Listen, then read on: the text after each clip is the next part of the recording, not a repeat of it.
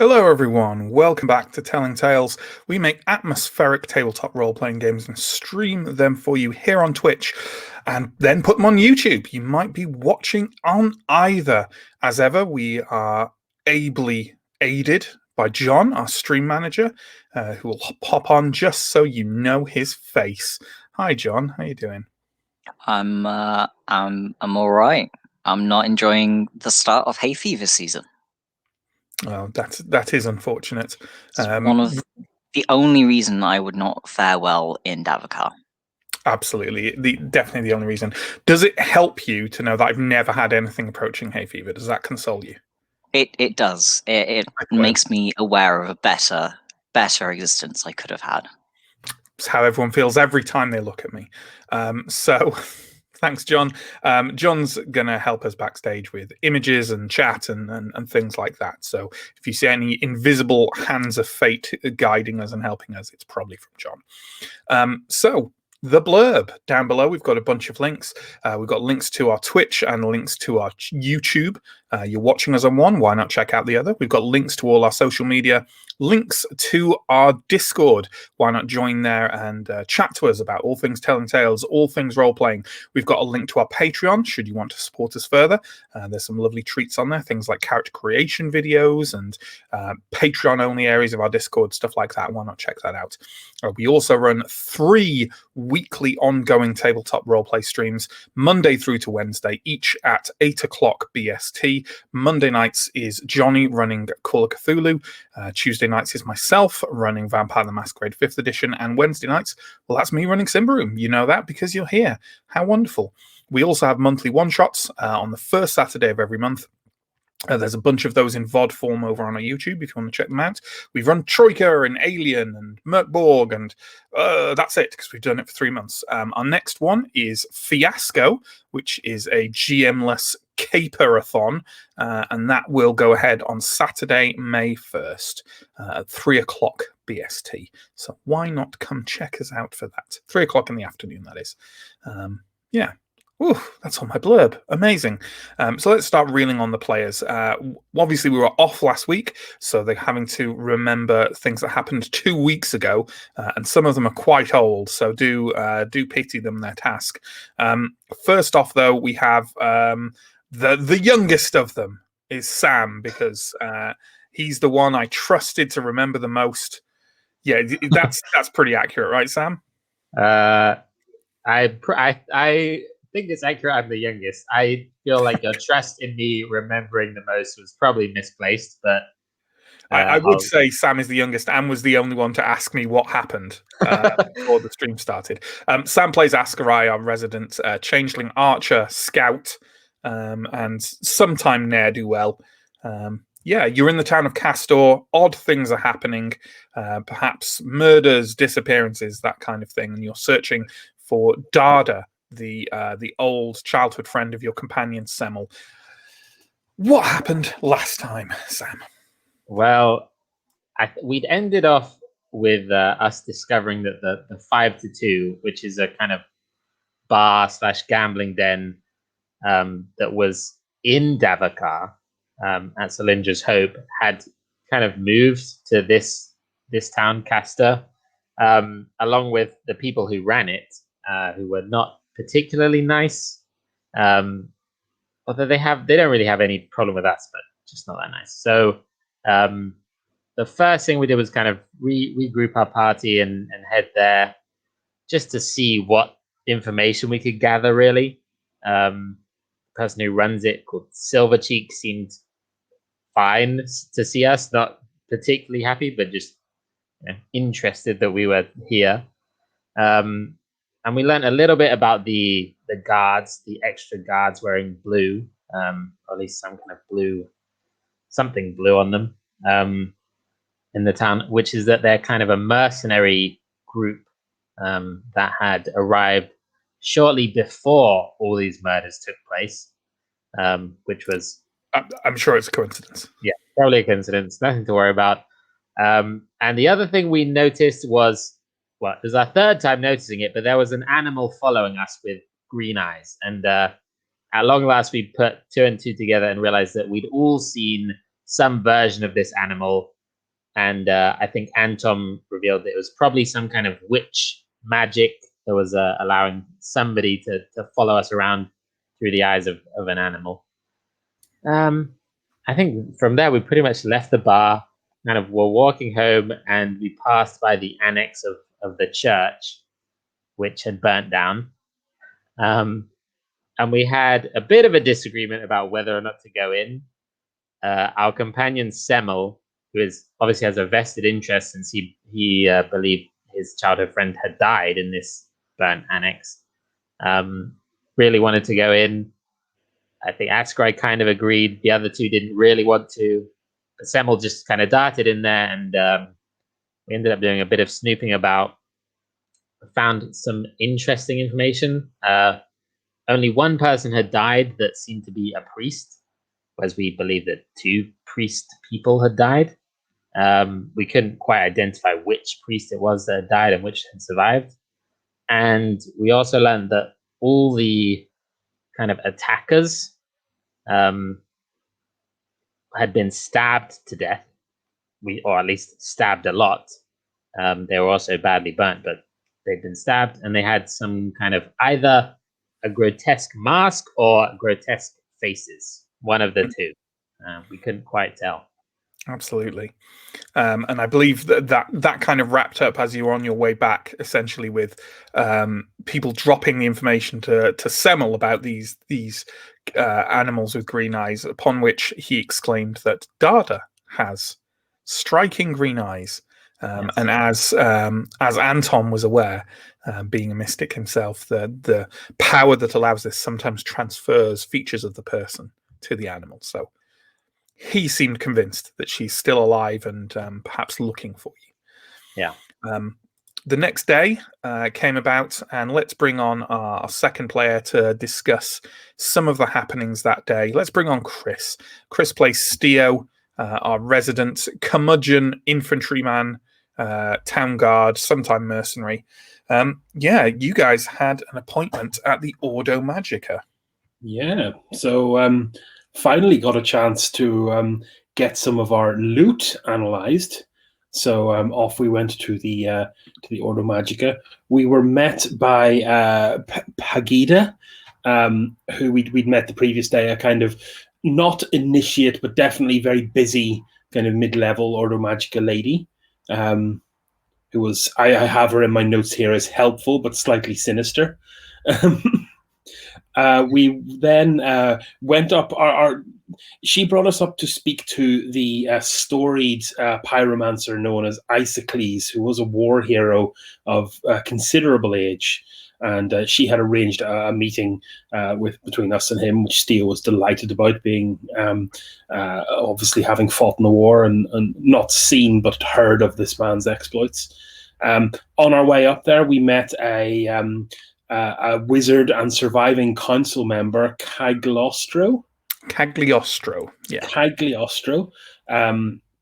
who seemed a little bit sleazier.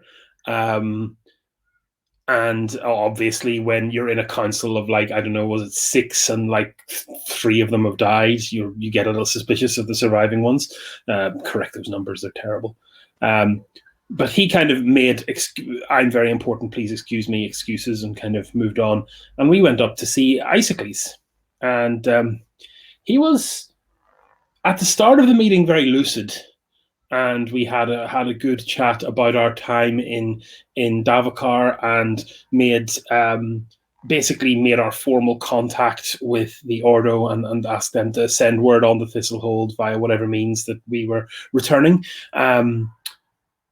As we were speaking, he became less lucid, to the point where he expressed extreme regret about his time in the war and began crying.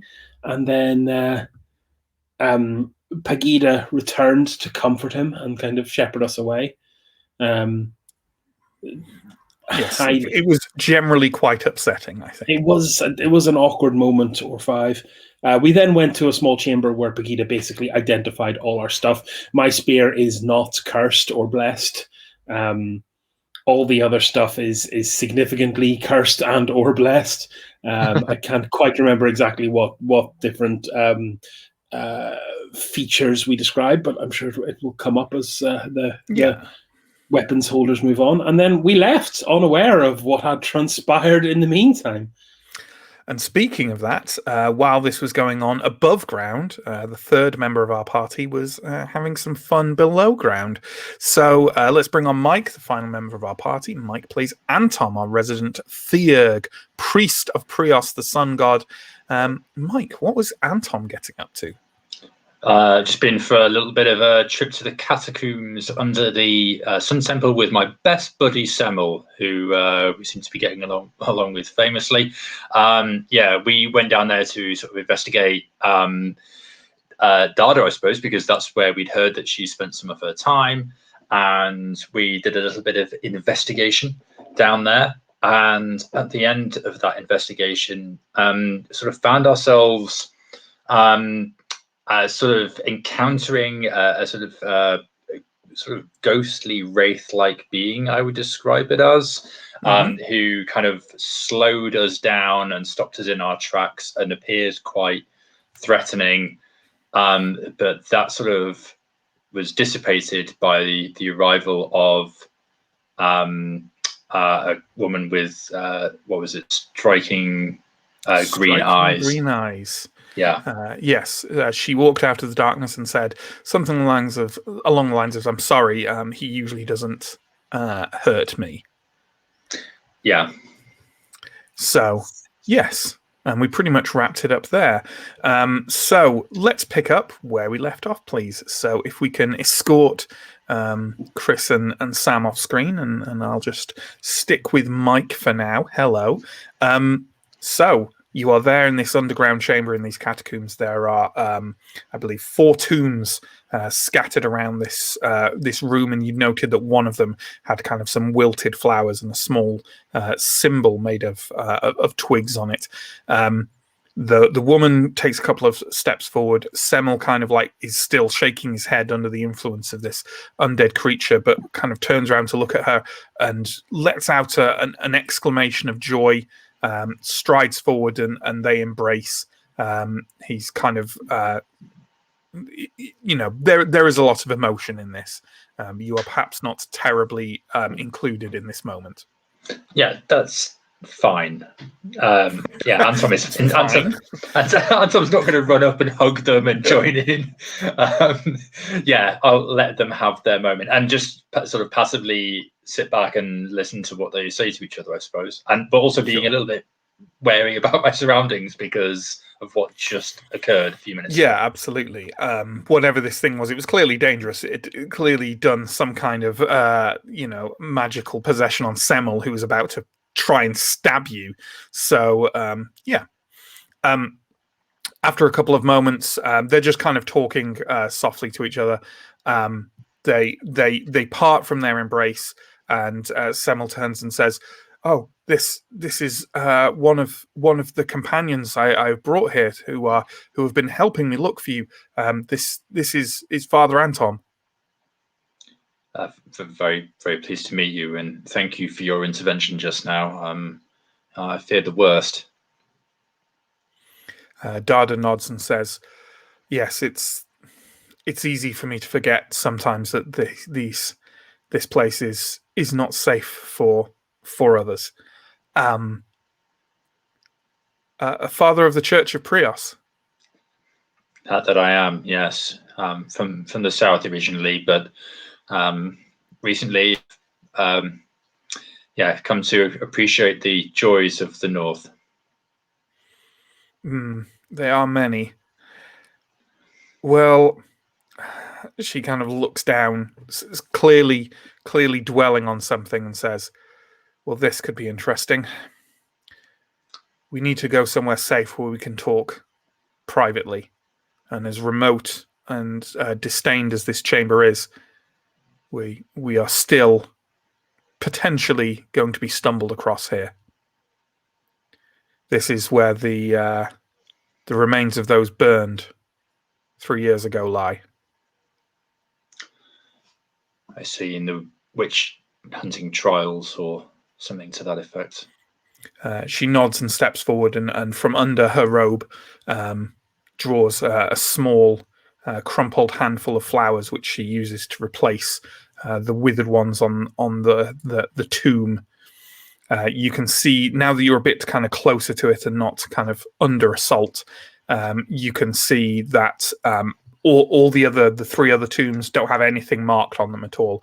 But now that you're a bit closer, you can see that this one with the flowers and the symbol on it has Garala etched on it with some kind of, just a knife or something. After she does this, she turns back to both of you and says, "Okay, well, come with me, I suppose. We'll go talk." And she kind of vanishes off into the darkness of the passageway from whence she came. Well, I'll follow. Do I need to light a torch or anything like that? You still got your torch. I think you probably kind of dropped it when you kind of fell back from the confrontation with the wraith-like creature and Semmel, but you can pick it up again and carry on with it behind her. I think. I'll do that. That's fine. Okay, then. Well, that was a short and sweet little scene, Mike. But I feel like every scene on Antom's current trajectory is going to have a certain cliffhangerness to it. So begone, and let's bring back Chris and Sam. Please and thank you. So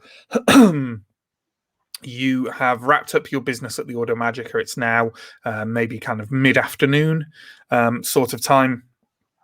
You have been kind of escorted out of, not in an aggressive way, but escorted out of the tower by Pegida, saying she has other matters to attend to today, and you find yourself out in that kind of open courtyard of the area where the Ordo Magica tower is.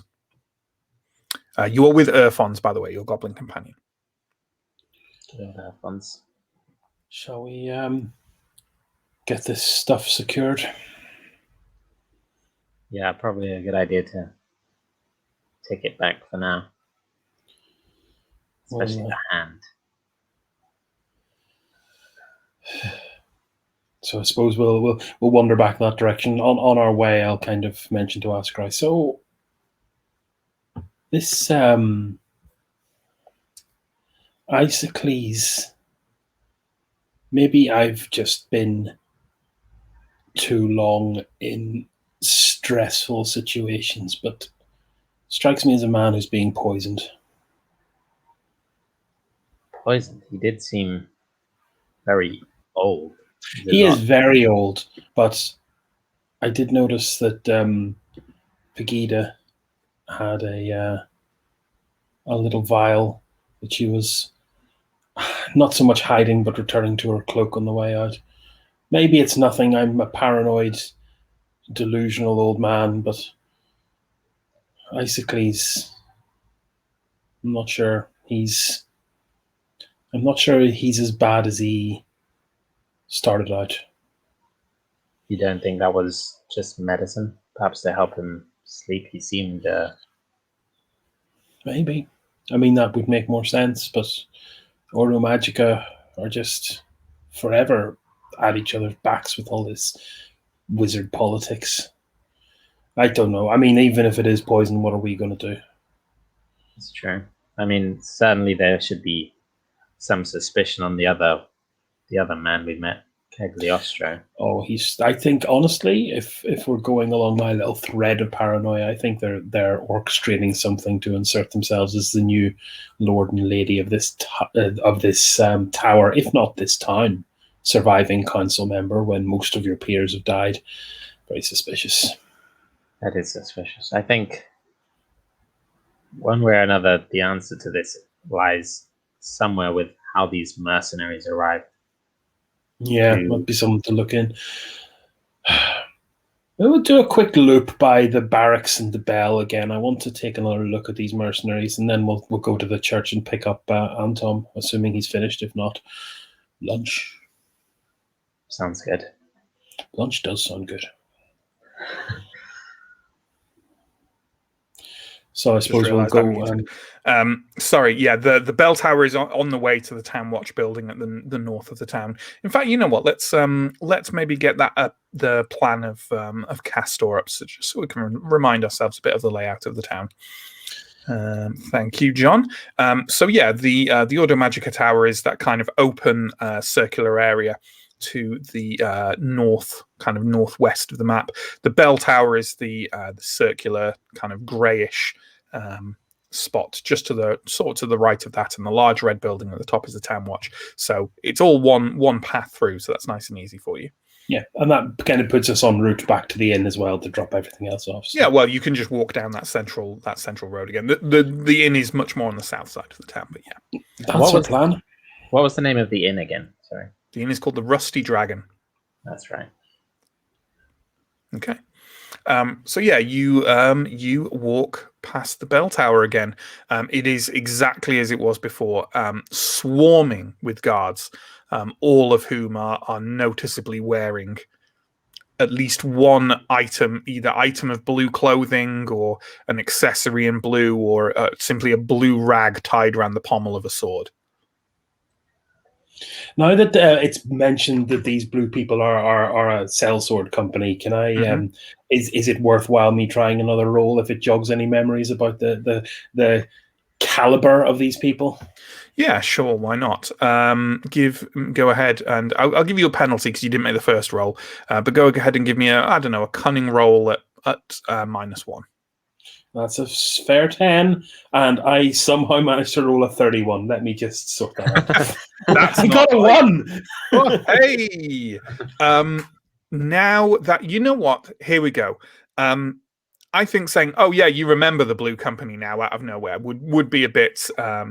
wouldn't really work, would it? But I tell you what you do remember.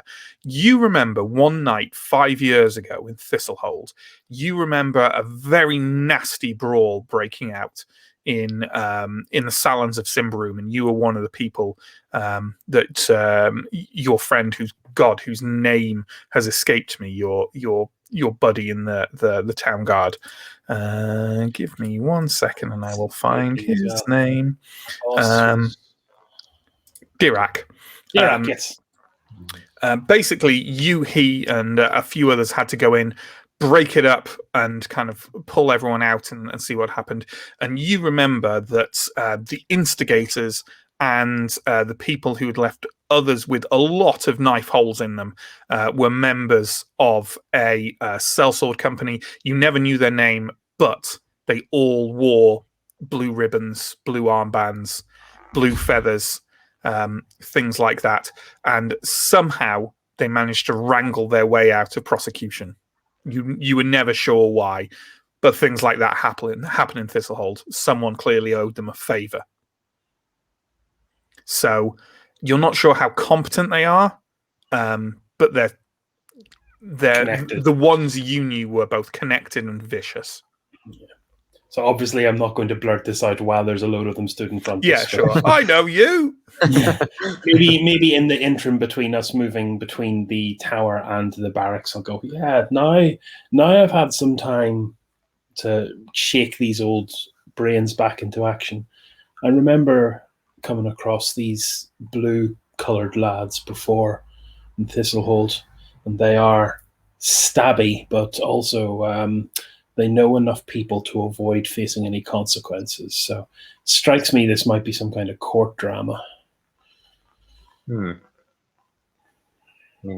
Because you don't hire this many guards for cheap. Yeah. And also, what are they here to guard? The bell tower? That doesn't seem... Just why? Why? We've passed it twice, and there's been far too many guards there both times. Well, the tower is made by the Northerners, but the bell is Symbaric. So maybe they have some access to some spell or forgotten tome to make the bell ring gold or something. I mean, Anton did tell us that legend, but it seems far-fetched. Yeah, the legend that somehow the bell wards monstrosities away from the town. So you walk through the streets to the town guard, a very short distance away. The town guard headquarters, the town watch headquarters, I should say, is a fairly large building that I think I briefly described before. It's now mostly stone, but you can see the remnants of where the walls were great wooden timbers back from when this was just literally an Ambrian fort outpost at the very edges of the new Ambrian lands 15 years ago or so. You can see that a fair few individuals are kind of wandering around. As it's an active town watch building, as it usually would be. You see a couple of people wearing blue, but the overwhelming majority are not. Okay. I wonder if I'll say this very quietly. I wonder if the mercenaries are staying here or somewhere else in town. That's were I a more cunning man, I would go and make some inquiries, but I don't know. Like Silvercheek said, maybe observe first, and then we need to pick our side. Although I kind of err on the side with the less violent history. Yeah. Just as side knowledge, in case it slipped between the cracks, I believe you guys know that one of and it is 3 surviving members of the town council, as far as you know. One of them is the mage Cagliostro. One of them is the new mayor, and the other one is Eliva, the commander of the watch. Okay. I think we'll turn down the big road and head back to the inn to stash our stuff while I type this guy into my document. That would be Gal, but yes. So you walk back down that central road and get yourself further towards the Rusty Dragon.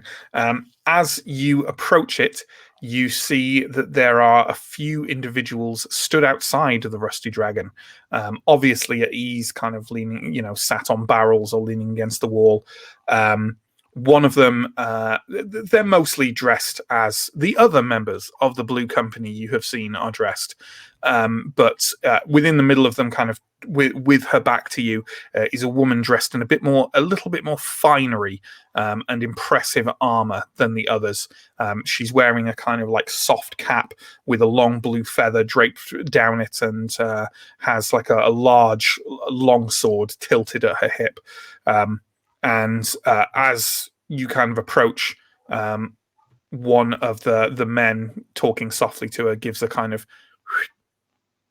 soft whistle, and she turns round and looks at you. She's kind of pale-skinned, has maybe chin-length red hair tied back, some freckles, and very difficult to pin an age on her.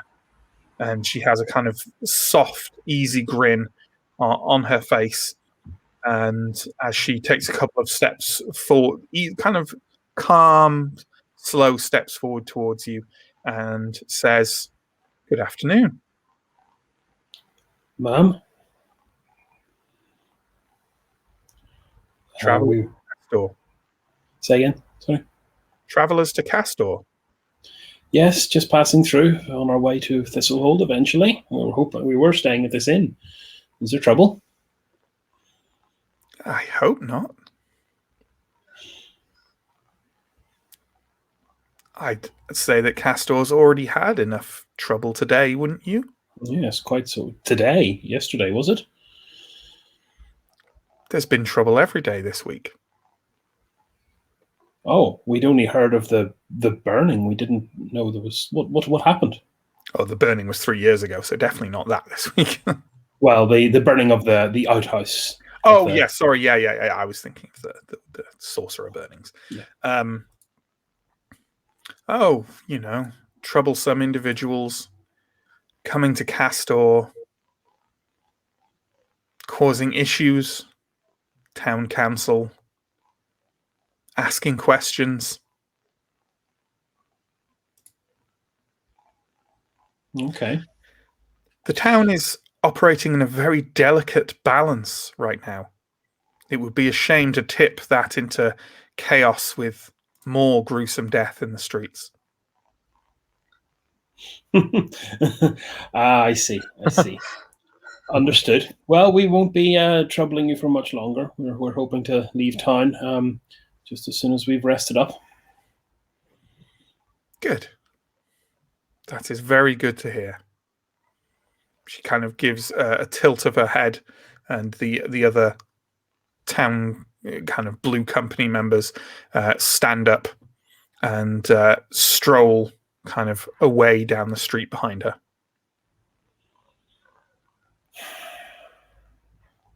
Looks like we've attracted some attention. Yeah, I was only half joking about leaving as soon as possible. Well, let's see what Anton's found when we find it. Let's drop the stuff off our phones. Do you want to hang back here and keep an eye on things? Sure, if that's what you want. I suppose we do have a lot of valuables. We do, and now we've got people sniffing around as well. Yeah.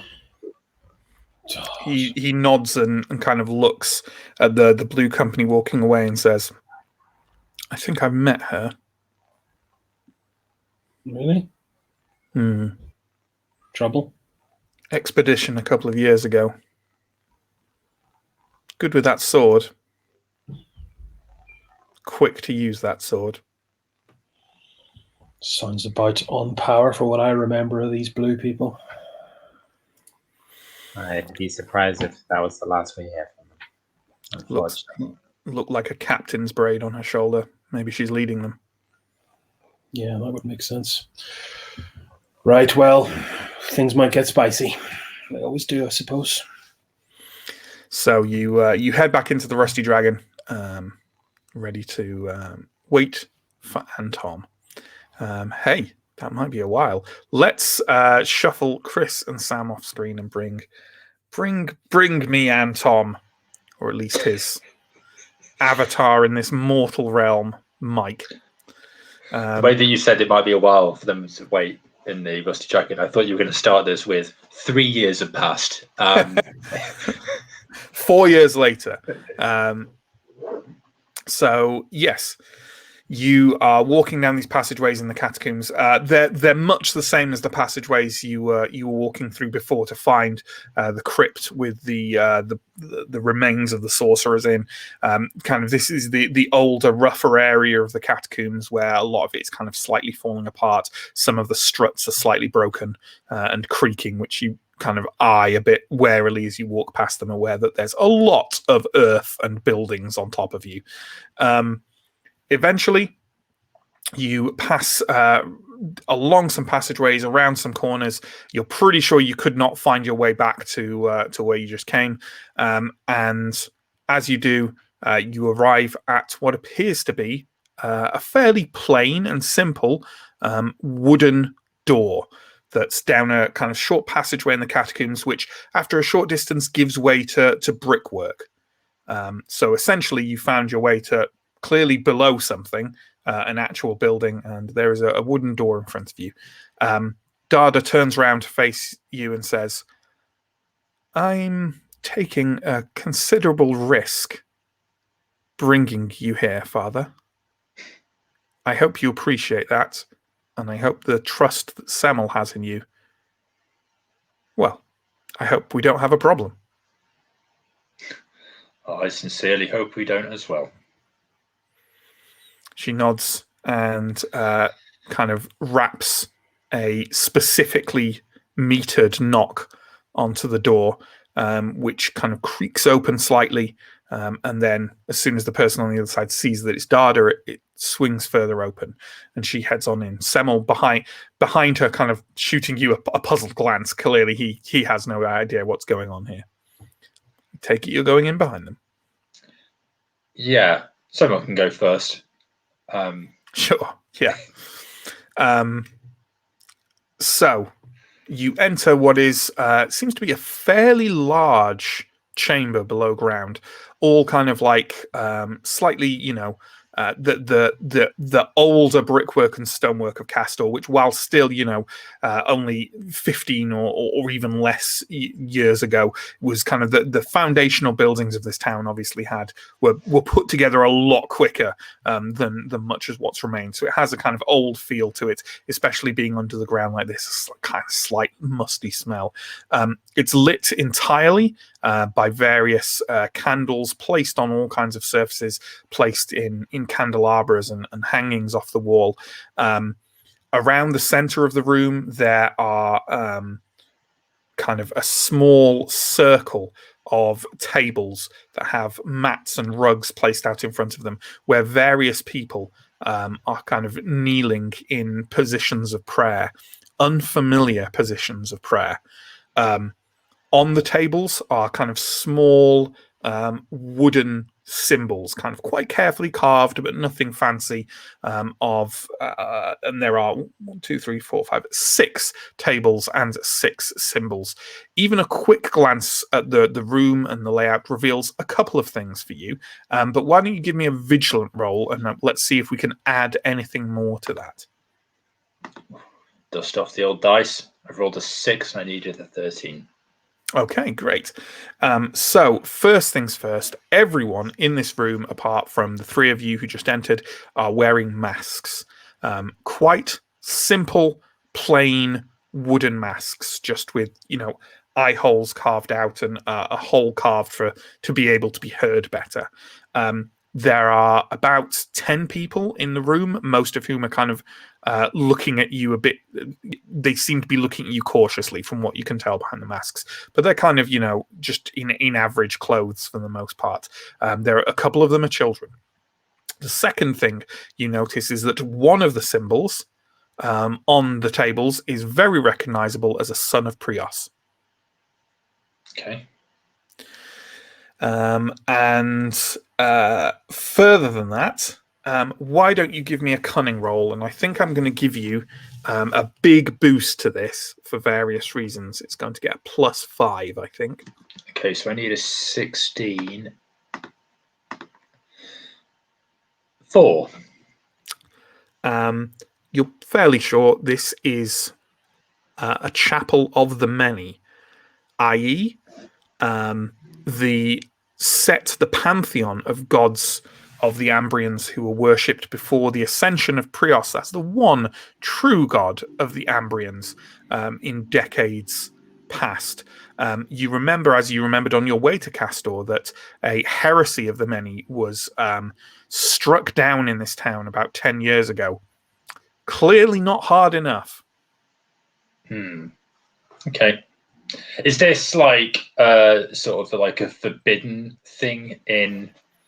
Like, yes. I mean, it obviously is in Kastor, but like, is it forbidden elsewhere? Yeah, it is forbidden, but it's like it would not be looked at in the same way as kind of sorcery or demon worship or anything like that. You know, it's generally not a thing that people would be immediately put to death or kind of shoved away in a black hole where no one could ever see them again for. But it's certainly, especially if it happens en masse, is stepped on hard by the Black Cloaks and the Sun Temple. Yeah. Okay.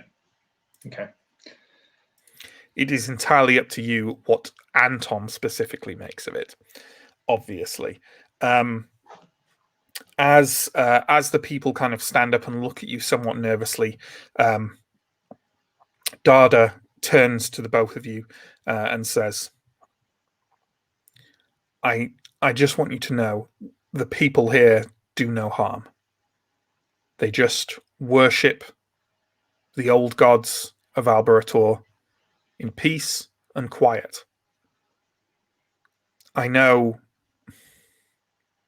what the church says about the worship of the many.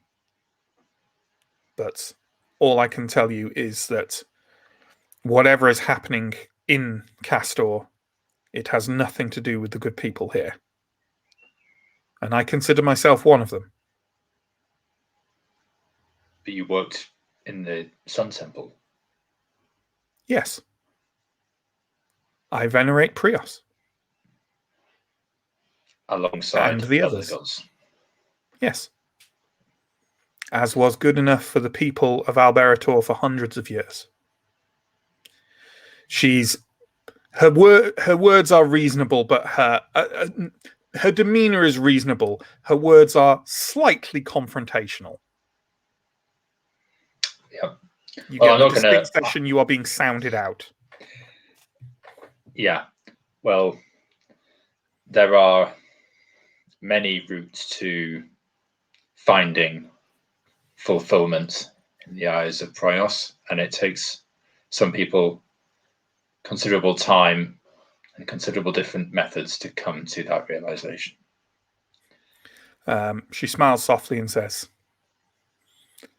"That's one of the better responses I could have hoped for, Father." She gestures kind of over towards one side of the room where there's like a little table set up with some chairs, and there's kind of almost a primitive buffet set up right there. a place where the worshippers who come here can. I realize I've broken Mike with that phrasing. Shared food for the worshippers here, where they, people bring food and they.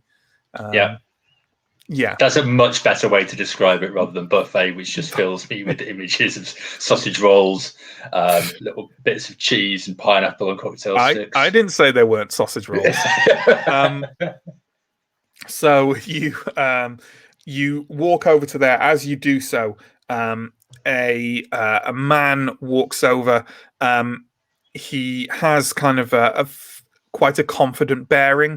He's wearing a long set of brown robes that has on it 6 symbols in a row down the center. You get the distinct impression this is quite obviously a clergyman, or at least he believes he's a clergyman.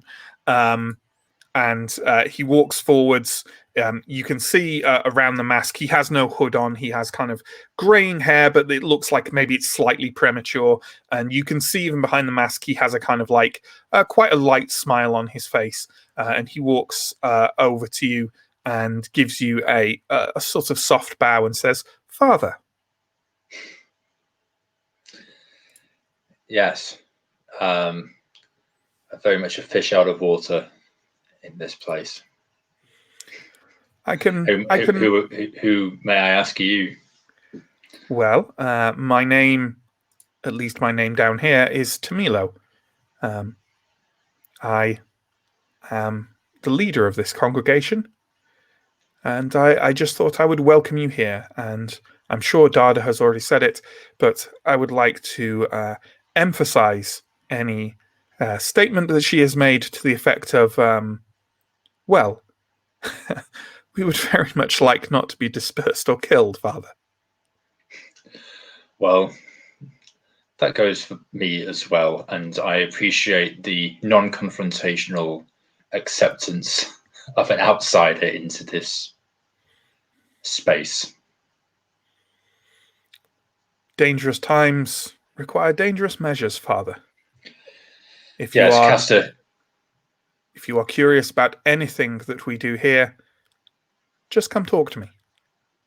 And I hope you will allow me the same courtesy. Yes? Talking before anything is done. Talking is usually the better option. I'm exceptionally happy that you think so. He gives you a kind of soft grin and another slight bow and walks off. Dada is already talking to Semmel by the table of shared food. Okay, will not be named. I'm gonna go up to them and just sort of interrupt their conversation, really, and ask Dada and Semmel, what is going on here? Why, Dada? Why are you in hiding? What happened during that night with the annex of the Sun Temple? Who are these people? Yeah, we need to know. She nods and says, "That's fair. Why don't you sit down, have some food?" She slides a tray towards you, some kind of meat wrapped in pastry. I've had a hearty breakfast at the Rusty Dragon this morning, but thank you. She shrugs. Well, suit yourself. She leans back and kind of rests her feet up, crosses them over on a kind of stool nearby, and says, well, so 3 years ago, as I'm sure you're aware, there was a execution, a rather public one, outside the town. 4 individuals were burned. I can't speak to the guilt of 3 of them, but I can certainly speak to the innocence of 1 of them. Sister Garala was a close friend, a sister of Prios. She had no evil in her heart, and she was certainly no sorcerer or cultist. I have spent the last 3 years struggling with this and trying to find out anything I could as to why she could have been drawn into the conspiracy that led to her death. I am now certain that Garala had uncovered some dark cult, and that the evidence of her being a sorcerer was fabricated in order to get rid of her. I had finally determined that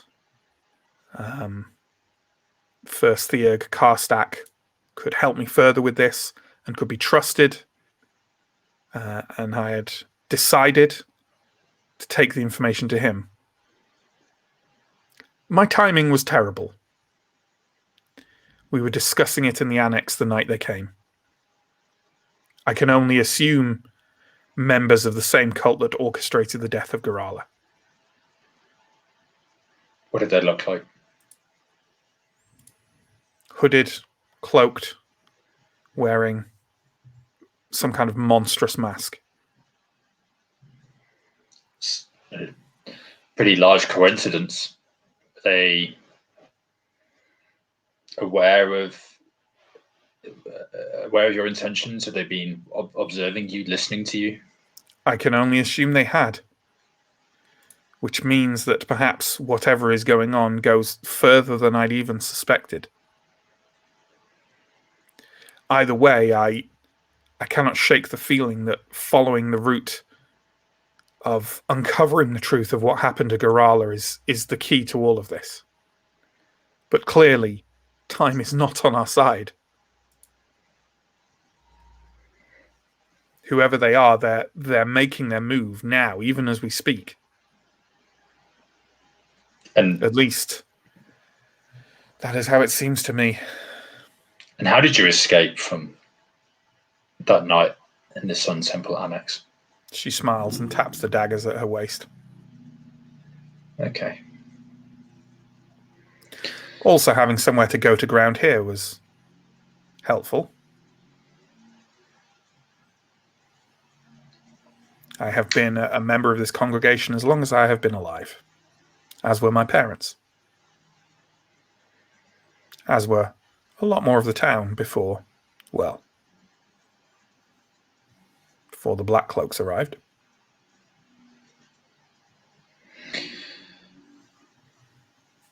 Tell us what you found out about the dark forces in this place. Well, unfortunately, not much. I know from some journals I found of Garala's that she was trying to uncover some unusual connections and happenings that had occurred. People had been seen conducting some kind of ritual outside the walls of town. I haven't been able to find the location, and even if I had, it was years ago. She was certain she was onto something, and I trust her perception and her intuition. And then I know she wasn't doing anything that would warrant a death like that. That she was drawn into it as well, it cannot be coincidence. I do not know who is responsible, only that the evidence to convict her was presented to the town council by a small group of people. Presumably at least one of them is responsible, and therefore affiliated with this cult, whose orchestrations behind the scenes of Kastor may have erupted into outright bloodshed over the last week.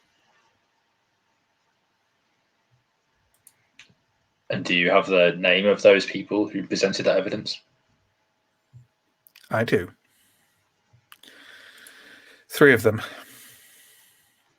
The new First Theurg, Bilago, Captain of the Watcher Lever, and Pegida of the Ordo Magica.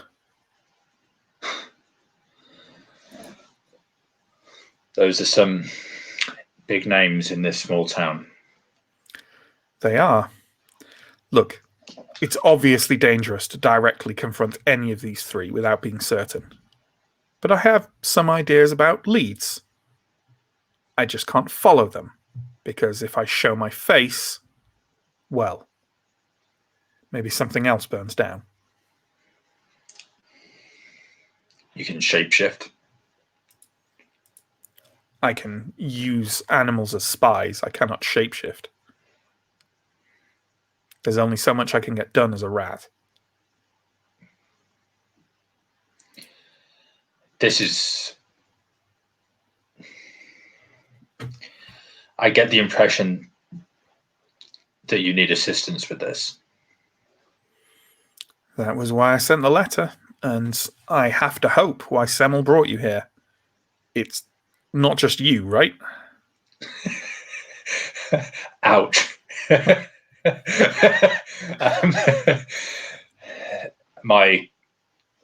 have companions who I'm here with, but we have things that we must do as well. We were not planning to spend much time in this town before returning to Thistlehold, and we'd like to keep a low profile wherever possible. Semmel kind of looks at you, some concern on his face, and says, "But Anton, I mean, we did come here to help, and these people need help." We did say that we would help. We also have enabled you, Semmel, to find Dada. And I cannot speak on behalf of the rest of my companions about what we will do here, but I promise you this, that I will speak to them about it, and together we will make a decision. Dada shrugs. I suppose that will... I'll have to be happy with that. Semmel nods, looking quite concerned. He can see a future where the 3 of you just jump town, which I'm hoping as the games master doesn't happen. That'll be anticlimactic. But yeah, Dada nods and stands up. Semmel says, "Well, let's take this back to them right now." Yeah. Let's return. Dada, can you escort us out of here?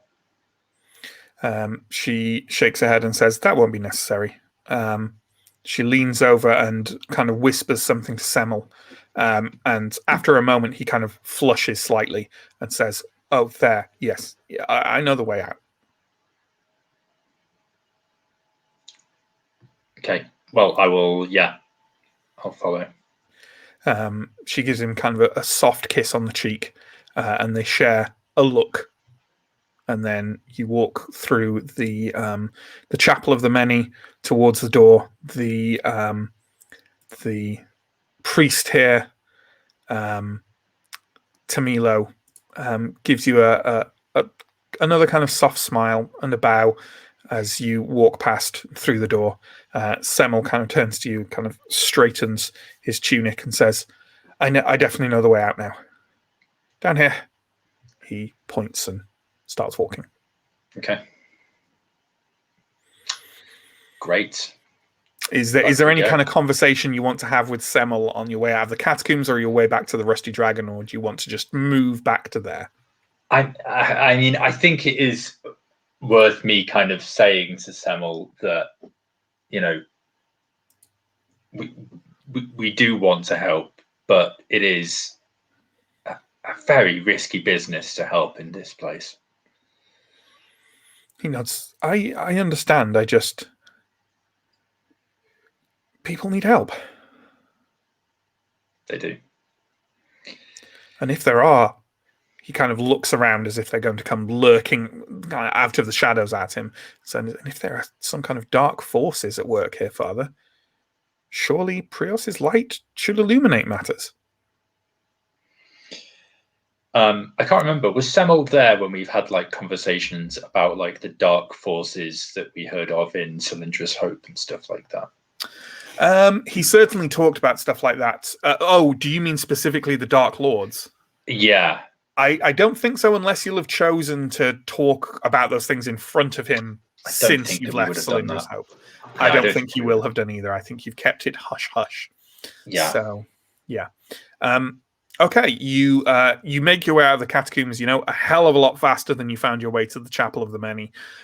You emerge above ground into the Sun Temple. You can see that Father Belago is still there, kind of moving between his congregation and offering them, consolation and advice and words of wisdom. He spots you as you kind of walk past, and he's kind of dabbing his brow with a handkerchief and just gives you a faint smile and a wave, which is probably a lot more sinister now that his name has turned up on a list. And you walk out of the Sun Temple and proceed south back towards the Rusty Dragon? Yeah. Okay. You walk into the common room of the Rusty Dragon. Your companions are sat around having some kind of light, probably alcoholic beverage and kind of a late afternoon lunch. Both Steo and Askray and Fons are there, so let's bring everyone back. Oh, it's been, 2 weeks since we've all been on screen together, friends. Matt, is there any kind of buffet at this inn? I'll tell you what, the sausage rolls aren't as good. Oh, that needs to be an emoji. So I will get a small beer from Ramagal and some assorted nice snacks that he's prepared and laid out on a trestle table or something like that, and I will. We're telling tales. We do dark atmospheric role playing. Anyway, right. Sorry. Yes, I will get a drink and I will sit down with the rest of the group. And Anton trips over and impales himself.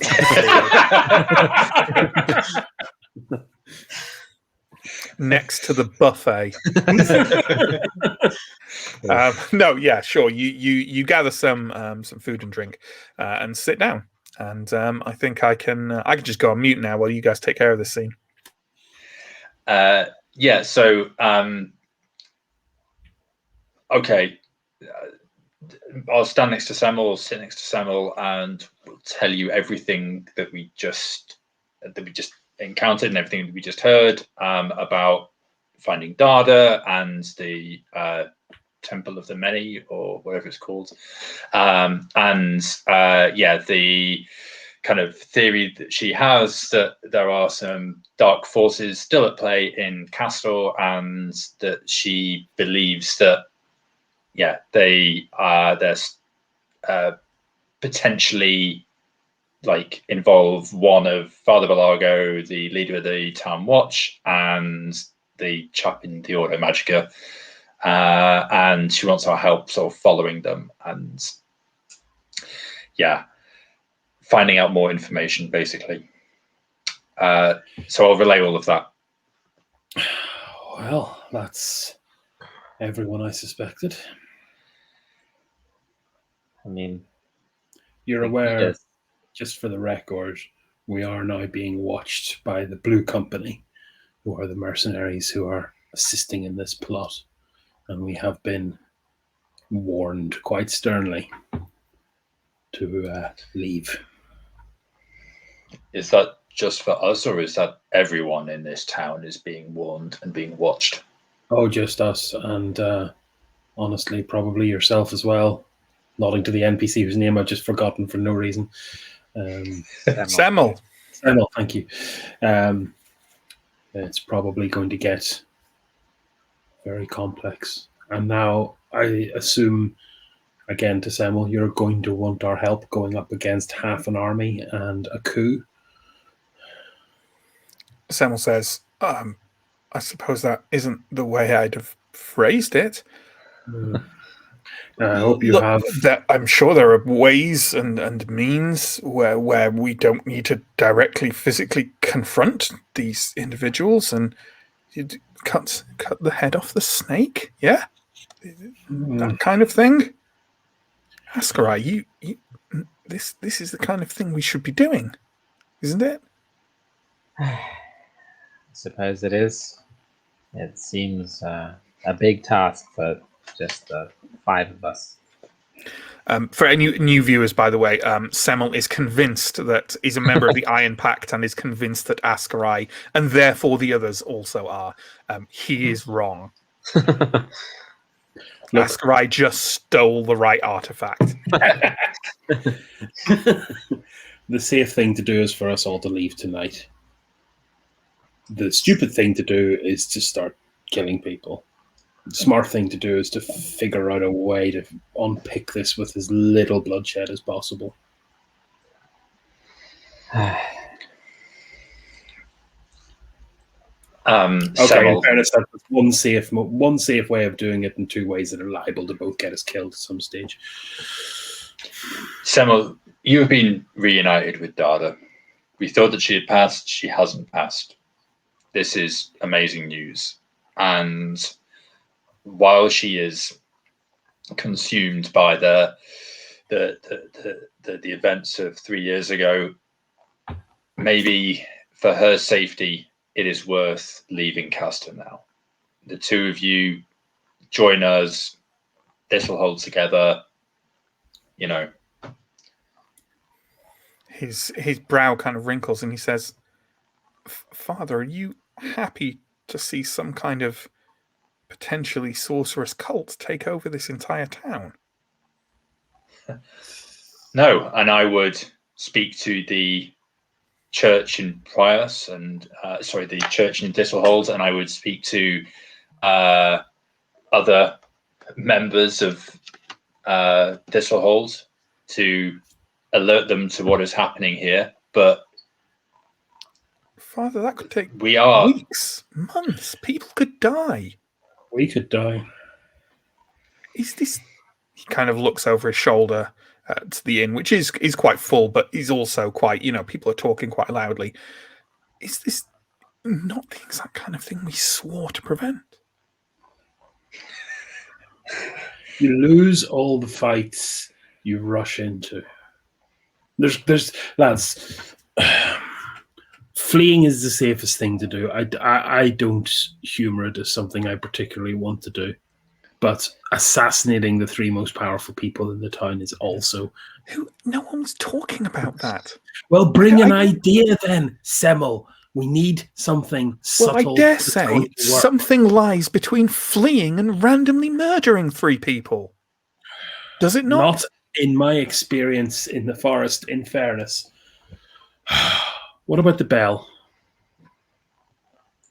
Something is happening at the bell. I don't know what it is, but there's too many guards there for it to be nothing. There we go. Let's investigate that. Let us talk to the 3 people on this list. Yes?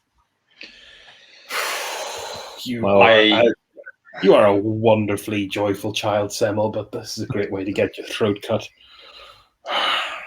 We have been explicitly warned by the guard about asking questions. I think if we try to just talk to them, we will likely have a very violent run-in with the guards. We've been warned by the Blue Company, not the guards. Do you think they're separate? Since not every guard is wearing blue, I can only assume so. It's also worth keeping in mind one of the people potentially part of this cult he's the head of the guards. Is that correct? All the more reason to talk to her, no? Do you know anyone on the guards who isn't the chief? No, I haven't been here in years. God. Look, Okay, we have a list of 3 people. We have the bell. There are the Buruk family, the dwarves who maintain the bell. Maybe we should talk to them. There is Prios Teeth. There's a town executioner. Let's talk to her. About the burnings. We may end up talking to her anyway. Okay, look. Maybe I there's get the distinct impression, fellows, and I am grateful for your help, but I gain the distinct impression that you have arrived here as my protectors, and you are leaving as deserters. We're not leaving yet. Just need to make sure there's a way we can win this. How about this as a compromise? We give the appearance of moving on. We spend the next couple of days buying gear for the journey to Thistlehold, making arrangements as if we will be leaving the town. But in amongst that, we do find the time to... I will speak to Father Balago during that time. Maybe we can investigate the city guards a little bit more during that time. We try and make people think that we're not a threat, that we are leaving, we're moving on, we're not concerning ourselves with the affairs here too much, but we help Semmel and Dada along the way. Agreed, but we need to start being very careful. I want to go to... I kind of want to go to ground. I kind of fancy getting Silvercheek's opinion on at least some of this, at least the high-level stuff. I would be very worried that Silvercheeks will sell us out if she thinks there's any money in it. Yeah, but I have a feeling she's got chips on the table, and we might be able to move those chips. She knows we're competent enough to swing a battle like this. Now at least we know where the pieces are arrayed on the board. Well, I also fancy my chance. 3 people have been murdered, which we have... Well, 4 people have been murdered, which we have no real idea of who was behind it. I think we can make some assumptions based on the other information that's come to light. Some kind of cult, but we don't know who really is involved in it. We have a rough idea, but we got 3. We got 3 strong names, and honestly, based on the conversations we were having with that mage, he's a slimy fella. But the slimy one is not on that list. It's Wasn't the he? one who... No. It's Pegida who helped us. Pegida, who helped you, is on the list. It's Father Balago, the captain of the town watcher leaver, and Pegida. All of these people are people we, at least I, thought of as potentially the more reliable ones. But No, I wasn't too happy with Pegida either. This is a quandary.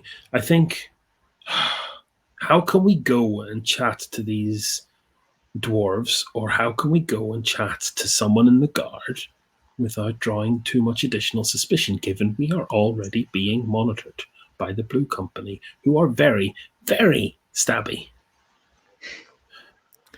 Erfons, who hasn't kind of weighed in so far in this, sort of stops stuffing his face with a kind of a bowl of beans that he's working his way through, and kind of wipes the juice away and says, "We're not so bad with blades ourselves." Don't want to fight half an army, Erfons. Done that once this month. Semmel says, "Well, look, I used to live here. My family name still carries some weight. How about I say I want to talk to Watch Captain Eliva under the pretense of saying that we think Dada may still be alive, or what happened to Dada." Always risky going to these things with the truth in your mouth, though. Yeah. Maybe that can get us an audience there. The Baruchs, I mean, we can just go to the house. Everyone knows where they live in town. They're a taciturn sort, but I'm sure their matriarch will talk to us if we express concerns about the bell in some way.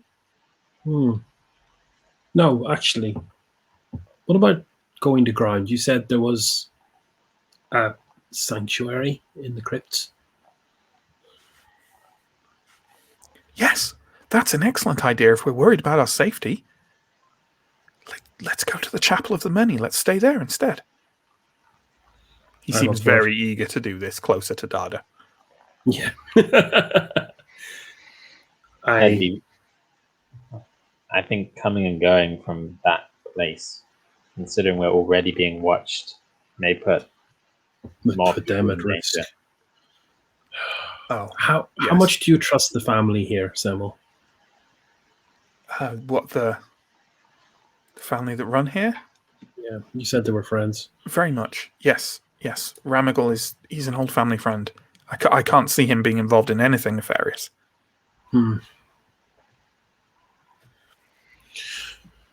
Yeah. So, I think we go try and organize a trip to the guards, or at least a surreptitious meeting with the guard captain if we can't find anyone lower ranked. And then I can do that in the morning. Erfons leans back forward into the conversation and says, the boy also mentioned an executioner, if that's worth looking into. And let's not forget, do we know which 3 council members are still around? Yeah. They seem obvious candidates, don't they? Oh, yeah.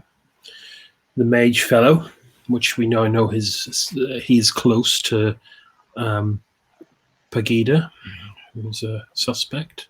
The mage, the captain of the watch, and this other one who's become mayor.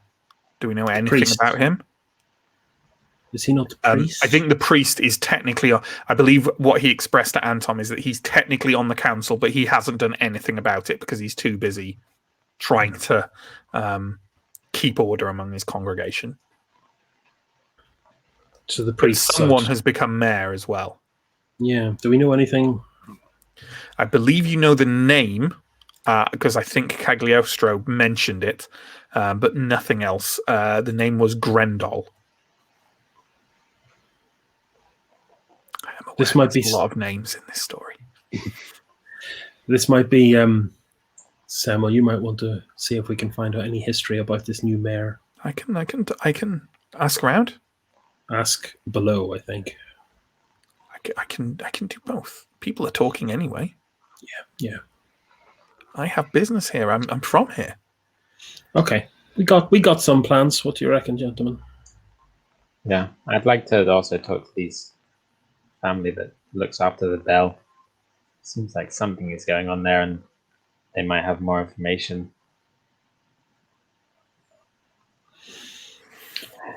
Samuel nods and looks much happier and says, "Yes, good, good, yes. We will do our duty by the iron. Yes." Yes, I suppose we will. He looks happy and kind of leaps up and dashes off to the bar to engage the landlord in some conversation. So while he's gone, can I ask her? Are the Iron Pack paying us for this? God, I wish they were. Me too. Erfons rather laconically says, "Sooner or later, we're going to have to tell that boy the truth." He's coming back with us to Thistlehold. Well, maybe he'll stay here now that he knows his friend is alive. Look, having a contact in the Iron Pact is not necessarily a bad thing. They're almost a semi-official organization now, even though on street level they're just rumors. I'm fairly sure that an ambassador representing them frequently talks with Mayor Nightpitch. All I'm saying is it's handy.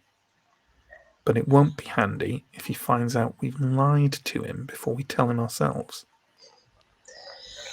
Okay, how about this? We'll tell him on the road back. All right. When I've we got a better finish idea. this favor for him. Asteroid tells him. Oh, I'm fine with that. Yeah. Oh, we'll Agreed see. unanimously. Ascarai does it. He tips his drink up. Yep, you got us into this. That's great. Cheers.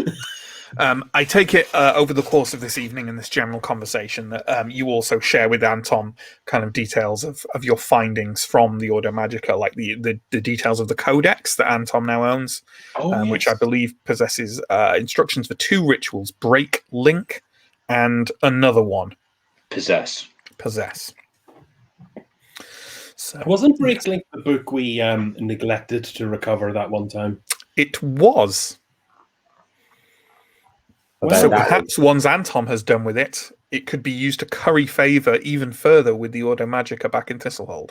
Yeah, I'll bring that up around the table. What do you reckon, Anton? Well, need to do some investigation into the pitfalls and risks of working with such an item. Just out of character for a second, I assume that, like, is there a risk beyond just temporary corruption from? I think it's permanent when you learn a new ritual, isn't it? There can be permanent. Yeah, it depends whether it's Theurg or not, right? Because first level of Theurg, like learning new Theurg stuff, doesn't cause Anton corruption because he has Theurg. Yeah, they basically operate more or less the same as learning abilities as well. I'd have to look it up to see how having an actual tome of it helps, whether maybe you don't even need to learn it, you can just perform the ritual from the codex. That feels like that might be right. Otherwise, what's the point in in finding such a thing? Because otherwise you could just, if you have to learn it with XP, you could just learn it with XP outside of having the tome, right? So I'm assuming there's something like that you can now perform while you have it in your possession. You can perform these rituals without needing to actually learn it, but they would, of course, carry whatever temporary corruption costs that they do normally. Sure. Okay. Well, that is just to reply to Steer. Then that is a fortuitous, turn of events. It's a plan. It's a messy plan, but maybe we'll survive it. We do need some help from the Ordo Magica to potentially de-curse our hand. Not cursed exactly, but sounded quite cursed to me. I believe that Pegida hinted that a kind of maybe more powerful magics, but of a similar nature to something like the Breaklink ritual, would be required to try and sever it off from whatever it's connected to, which you still don't know. It's connected to something, though. Sounds bad. Told you, money and problems. So, overnight, Chris is going to turn his light on a second to a Van Shockham. Oh, there he goes. He's off screen as well. So, do you want to do anything through the night? I'm assuming that all these things are problems for the morning. But it's up to you.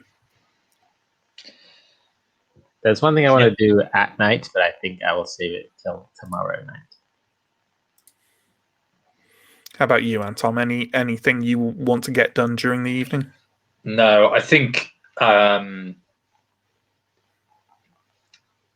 I think probably just keeping half an eye on Semmel, just to make sure he's not going to do anything stupid. Gonna go off half-cocked.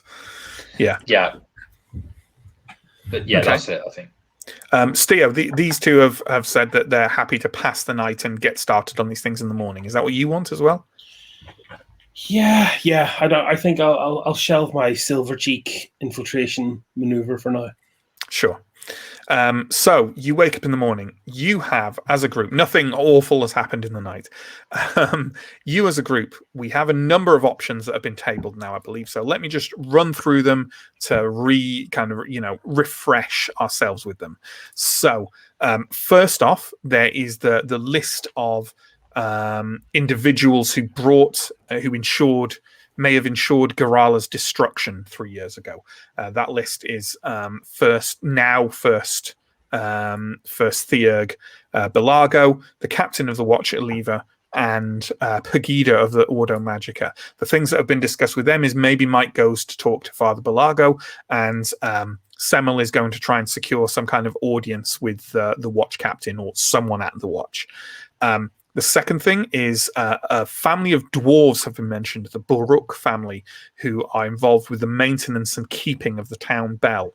And Semmel also seems to be fairly convinced that he can just take you to their house. They are well known. They're somewhat offish and taciturn, but are well known within the town, and he can take you to where they should be. The other thing that's been mentioned, no one really leapt on it, on that hook, so I don't know if we're interested in it at all, but Semmel also mentioned that there is a town executioner who would have undoubtedly been involved in the executions 3 years ago, and perhaps that is an avenue of investigation. And also, we have mentioned that there are 3 surviving members of the town council, one of which is Eleva, who that's kind of dealt with. Another one is Cagliostro of the Ordo Magica, and the third one is the new mayor called Grendel, who you know nothing about. But Semmel will ask around about him. Have I missed anything out, or is that pretty much what we got? No, that's. I suppose we'll mull it over breakfast and. Yeah, and there's also Silvercheek. Maybe you want to talk to her, and the Garda is at the Chapel of the Many, which you now know the way to. Should you wish to go talk to her again, and hopefully not bump into that ghosty, horrible thing in the catacombs, or at least not alone this time.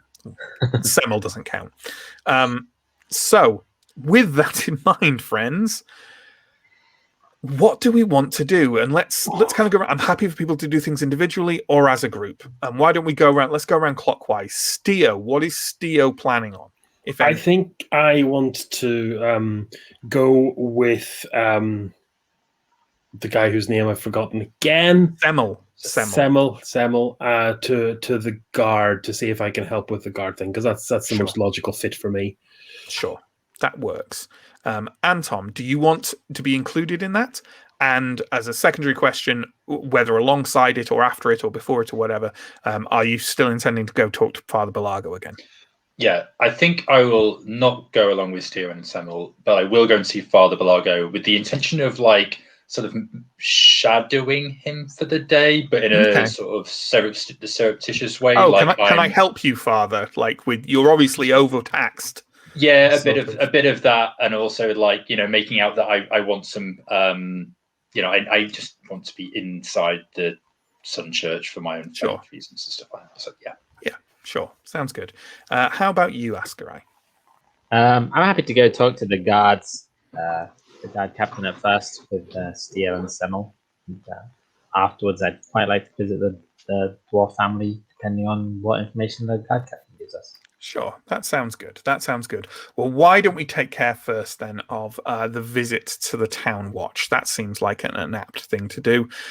So let's shuffle Mike off screen as he splits off from the group as they walk through Kastor to go to the Sun Temple on his own errands. And in the meantime, when you get up in the morning, Semmel greets you happily from a table of breakfast food. And informs you that he's already been to the town watch, has talked to an individual outside, and says that he was told to come back later and maybe watch Captain Eleva will have a moment for him. Sounds great. Just what we needed. He also leans forward kind of conspiratorially, which honestly just draws more attention to him, and says, also, I talked to Ramagal last night. Grendel was in charge of the mercantile and trading activities in town before all this kicked off. Apparently he's fairly well known, fairly well liked. I couldn't dig up not even any kind of rumors on him, honestly.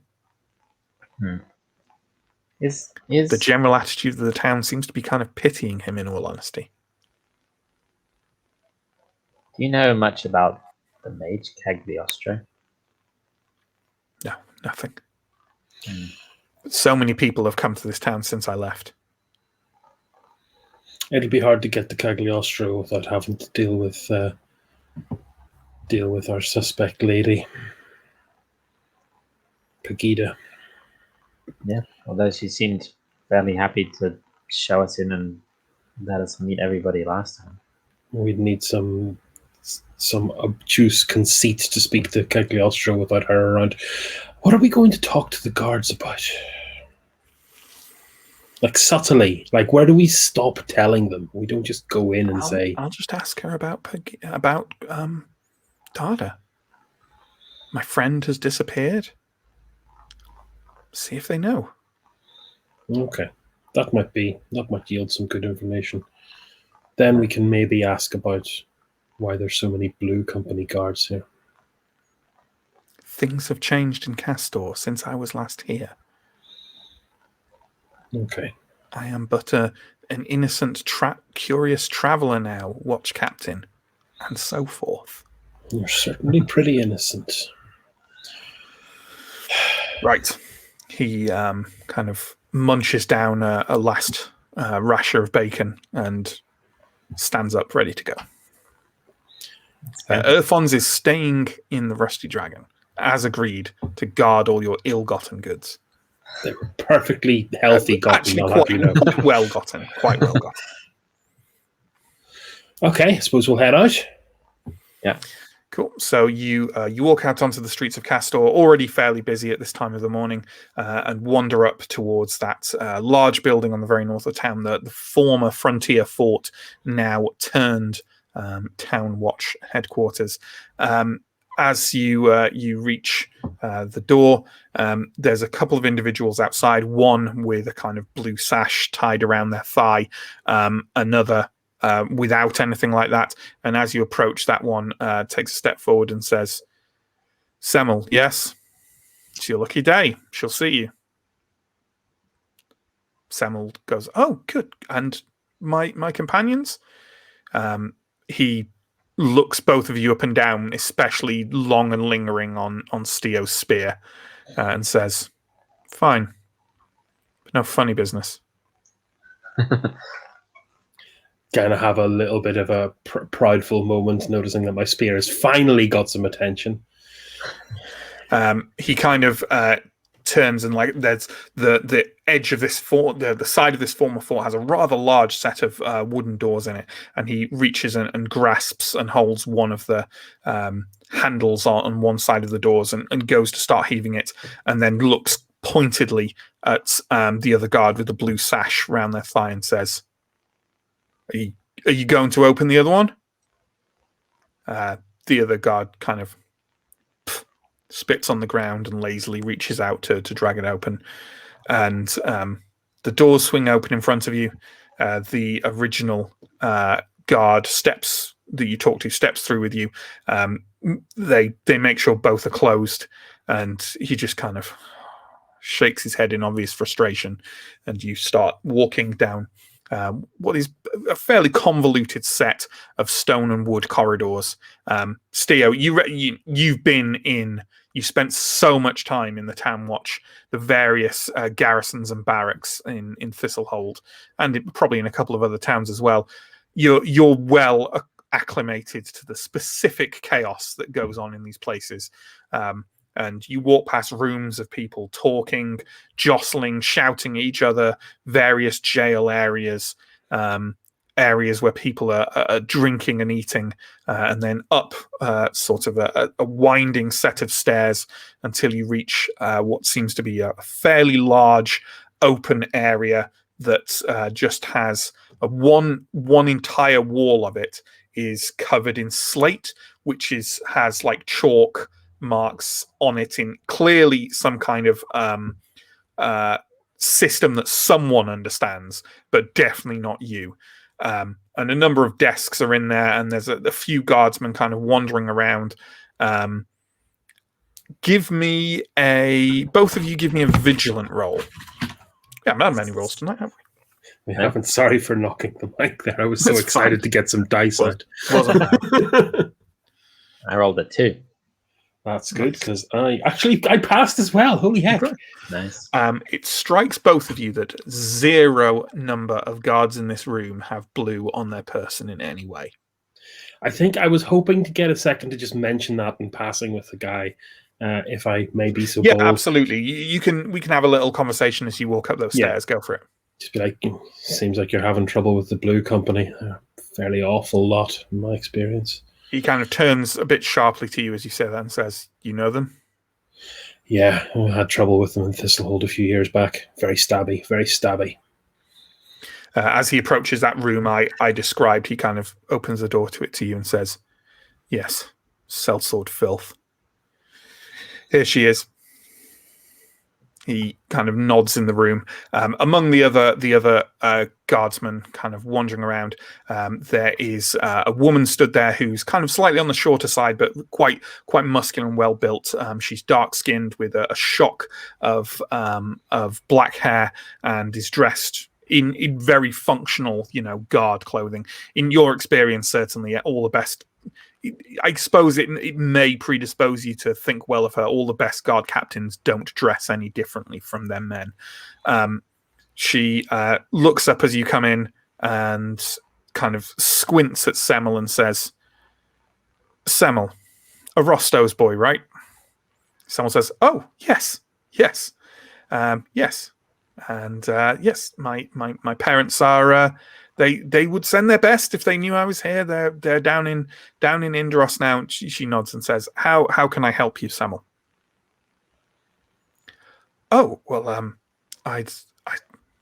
he kind of looks around at the amount of other guards in the room, and Eliva kind of tracks where his eyes are looking, and he says, "I'd like to talk to you about my old friend Darda." There's a kind of pause, and there's not a silence because the other people are just going about their business and talking. But Eliva definitely lets the moment sit for a second, and then stands up and shouts, "Everyone out!"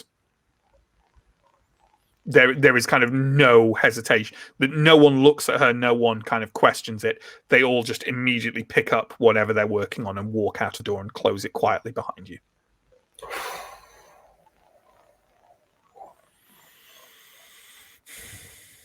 So, why are you here to talk to me about Darda? And why are the Blue Company so interested in you? Yeah, they were giving us what is effectively threats yesterday, saying we were asking too many questions. I'm Steo, I'm a former guardsman of Thistlehold. All right. And the Changeling? Associate of mine from Mother from the Adventurers Guild. That's great. Pleasure to meet you. All right, then. Take a seat. She gestures to the various cacophony of random chairs around the room. Take a seat. Semmel says, "So, my friend Darda," she nods and says, yes, Semmel, your friend Darda. Look, it's obvious to anyone with an even faint grasp of the well-being of matters that Kastor is on the edge of a knife. And I'll be brutal with you. I do not have time for anyone except people who are willing to help. Are the three of you and your companions willing to help?"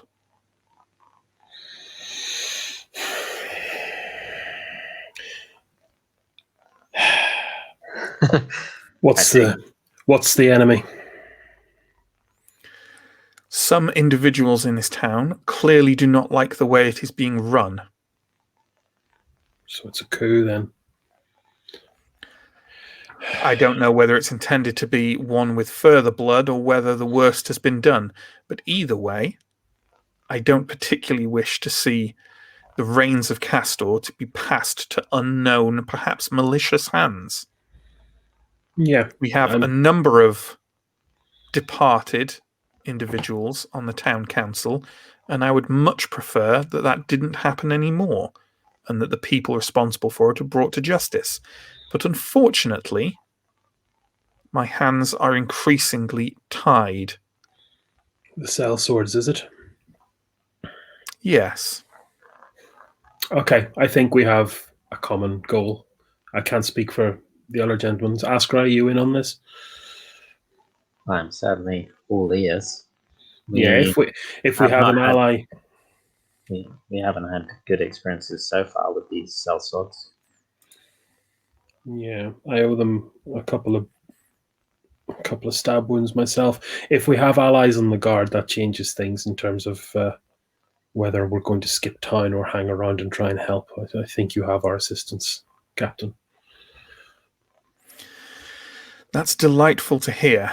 But before I let you in on anything else, I would really rather you give me your word. You're not part of this, are you? You are...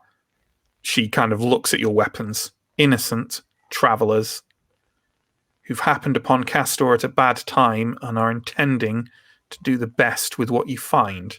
Yes? That's generally how we approach every situation we come across.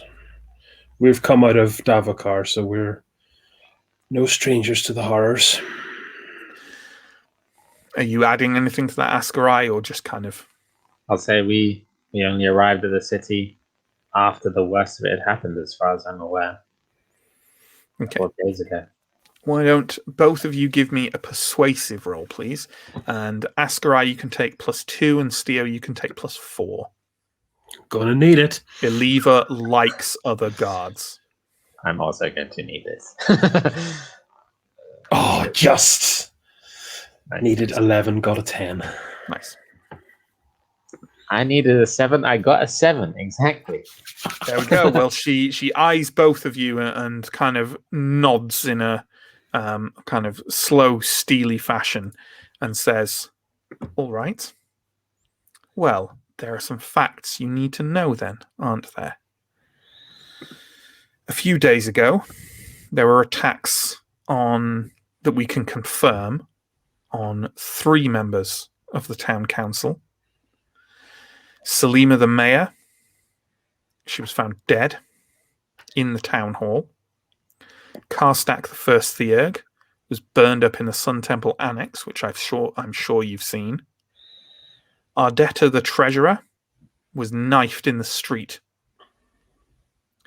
However, she looks around a bit to make absolutely sure all the doors out of this place are closed. The corpse on a stretcher below the town quarter headquarters is not Ardetta the treasurer. It's a widow with a strong resemblance to her called Gerda. She had not been reported missing. She's a known drinker and gambler, and many in the town avoid her. Clearly, they missed their mark.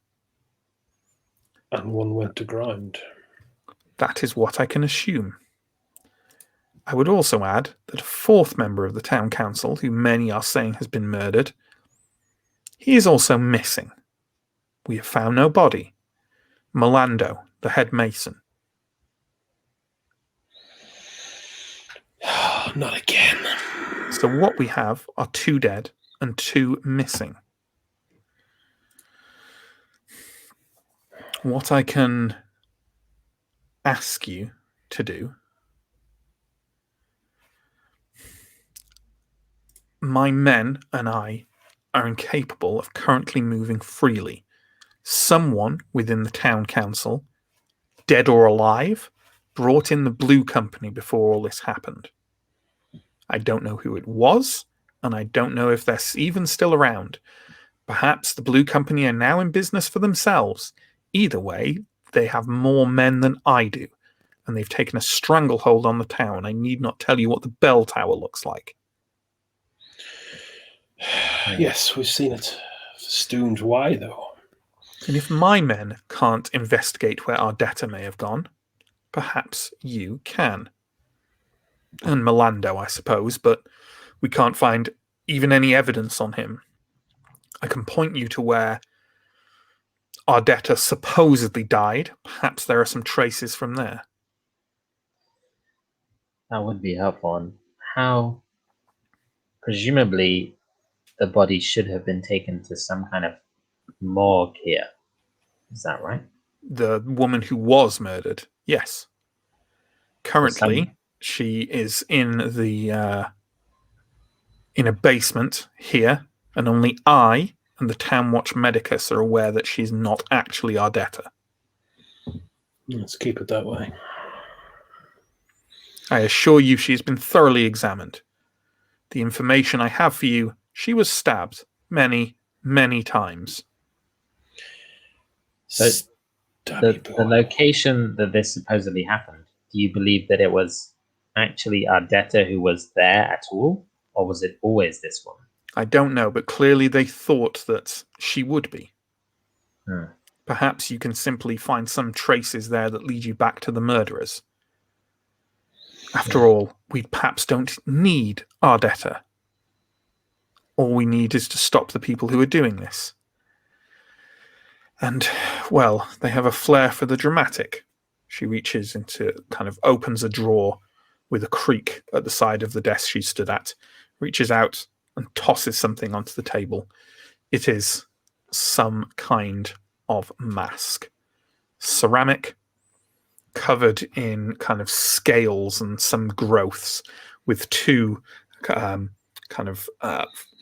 artfully crafted horns coming out from the brow, clearly created as the visage of some kind of monstrosity.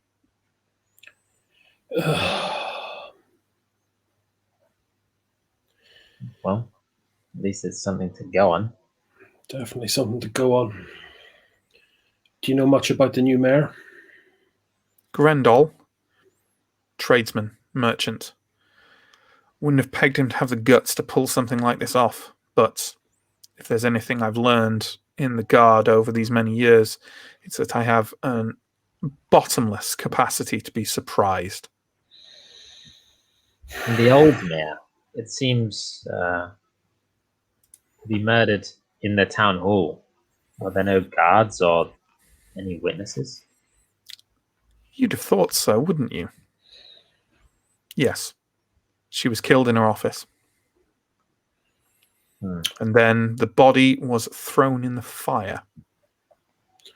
And the priest was killed in his office, and then the building he was in was burned. Flair for the dramatic and the dramatic way. And clearly they know where their targets will be. And they know how to dispose of a body so it can't be easily recognized. Look, I'm not saying that the surviving members of the town council are immediately my suspects. For a start, that would put me fairly high on the rankings. But evidently some level of inside knowledge was at play here. Yeah. Lovely day for a coup. So we can go and check out this, the murder scene. Please, that would be tremendously helpful. The supposed treasurer was killed on the main road to the south of here. You know where it crosses? The square where the Sun Temple stands? Yeah. Outside there. Look for the stain. It's not hard. One last thing on top of my mind. Why are they flocked around the bell in such numbers? If I knew that, I suppose it's a strategically valuable position, difficult to assault. I couldn't tell you. As far as I'm concerned, it's just a bell with some legends wrapped around it. I have had too many experiences with trinkets of Symbaric origin to so lightly set it aside. This might be some dark magic. Well, it's meant to protect the town from monsters. She taps the monstrous mask on the desk. Clearly, it's not doing a very good job. Needs to be wrung to protect them, doesn't it? Well, maybe you can go talk to the dwarves about that. That's next on our line. Do you know anything about the mage Pegida? Why? We just had some information that made us question what her role might be, especially considering Cagliostro, as you mentioned, is a surviving member as well. Pegida has worked closely with the Town Watch over the past couple of years. She helps us with various things. I think she's bored up at the tower. What about the priest Belaga? He seems like he had a lot to gain, perhaps, if... I'm not sure Belaga would tell you that he's gained very much, other than extra stress. Fair enough. If you don't mind me saying, those are an odd couple of individuals to pick out. Well, some of the few people we've come across that seem to stand out to us. Or maybe we'll look at Semmel if he wants to say more. He's playing it safe. Yeah, we have. Look, we have a list of names as well, but talking to you so far has basically checked most of the people off. You were, as you mentioned, quite high on that list this morning. You're not anymore. So I think we will proceed along I think we'll proceed to doing some investigatory work at this crime scene, I suppose. Semmel kind of nods and kind of claps his hands slightly and says, "Yes, shall we get to work?" The dwarves and the street. Semmel stands up. Eliva kind of waves you out. The doors open and kind of the watchmen start drifting back in, kind of singly and in pairs as you walk out. No one escorts you out. You just find your way through the warren of the former fort and out through the kind of front gates of it and walk out onto the street. Once you're a little way away, Semmel says, "What do you think?" Just in general, I think we've got our work cut out for us. I can't. Were we just engaged to help quell this chaos? Or did someone want help finding their target again? It's a good point. I think everyone I've spoken to or heard of so far seems trustworthy, and yet it seems impossible that they all are. So someone is clearly very good at hiding their true intentions. Whether it was the one we just spoke to, Pegida, Belago, someone has helped with this mass murder and has hidden it from us well. Okay. So you guys, I believe, are heading towards the house where the dwarven family live, the Baruch. But before that, let's wheel Chris and Sam off and have our eternal solo act back of Mike. Hi, Mike. So you've headed to the Sun Temple. You walk in, it's exactly how it has been the last couple of times you've been there. The soft light from the stained glass windows kind of motes drifting down in the warming spring weather. And Father Belago, it has a considerable number of individuals there seeking his attention, his counsel, his guidance, and he is trying to talk to them all. Well, let me sort of observe for a minute and maybe catch his eye and see the nature of the people who are sort of inquiring after his services and what they want, and then maybe I can offer my services to them instead as a an experienced priest of Prios. Maybe I can alleviate some of his tasks and allow him to go about his duties. In order to fully engage with that, you know what? I think that sounds like a cunning role to me.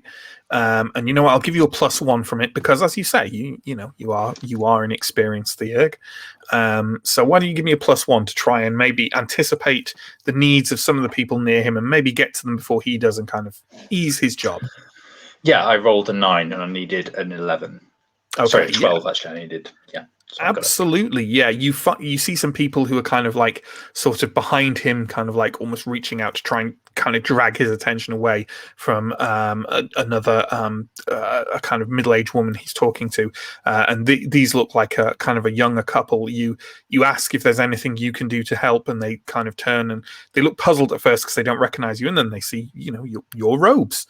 You are a priest of Prios, and they start kind of talking to you about issues they're having with their landlord, and like a lot of the time the duties of the priesthood are almost to do with interpreting local law and kind of like setting the boundaries of the society and making sure the infrastructure of it is still working. Certainly no one else is going to do it. So these kind of societal problems tend to pile up at the Sun Temples.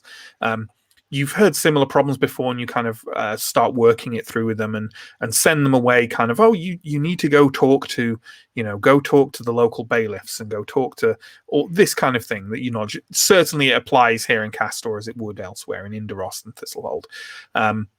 And as you send them off, Father Belago appears kind of at your elbow and says, "Oh, Father Anton, it seems you are helping me with some of my workload today." Well, I and my companions will be in town for maybe just a couple more days, and it's been some time since I've been able to do my priestly duties. And you mentioned how busy you've been. I haven't been in a church for too long, and it seems like a good idea to come down here and help out. And wouldn't you know, I feel warm with the light of Prios inside just from helping that young couple back there. Well, yes. He kind of dabs some sweat away from his forehead again and says, "Well, as you can see, I am perhaps a bit too overwarm with the light of Prios at the moment. I speak out of turn. I am grateful for the help. If you wouldn't mind, I'll introduce you to people, and you can perhaps help me along the way." Would gladly do so, my friend. He turns around and kind of raises his voice slightly. He's not a loud man, but his voice does carry surprisingly well, and kind of people stop talking and turn to him. Clearly, he's liked. And he says, "Everyone, this is Father Anton, another theurg of Prios. He has come to Kastor from far away, from Inderos and even beyond there. Treat him as you would any member of the clergy here at the Sun Temple. And as he's here, he is happy to listen to your issues and your problems, just as I am today. And hopefully we can all work together into the gentle guidance and warmth of our master." I'll bow graciously in his direction. There's kind of little hubbub as people talk to each other. You see a few people kind of look at each other and kind of like, you see that some people almost kind of wave off your thing going, yeah, we're not going to be fobbed off with some random priest. And still others are kind of like, oh, interested, kind of like, oh, maybe you're, you have some influence or some kind of, you come from Inderos. And you see that some people are definitely in favor of hopping onto this new priest, and others not so much. I take it you are then just going to throw yourself into.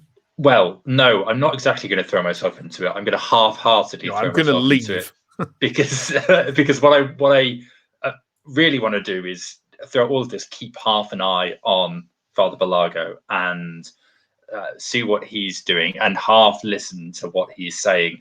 So I'm gonna, like, the kind of advice that I'm going to be giving to these people, the conversations I'm going to be having with them is sort of like autopilot, Sure. Just the default words of Prios wherever possible, because I want my attention to be on Belago.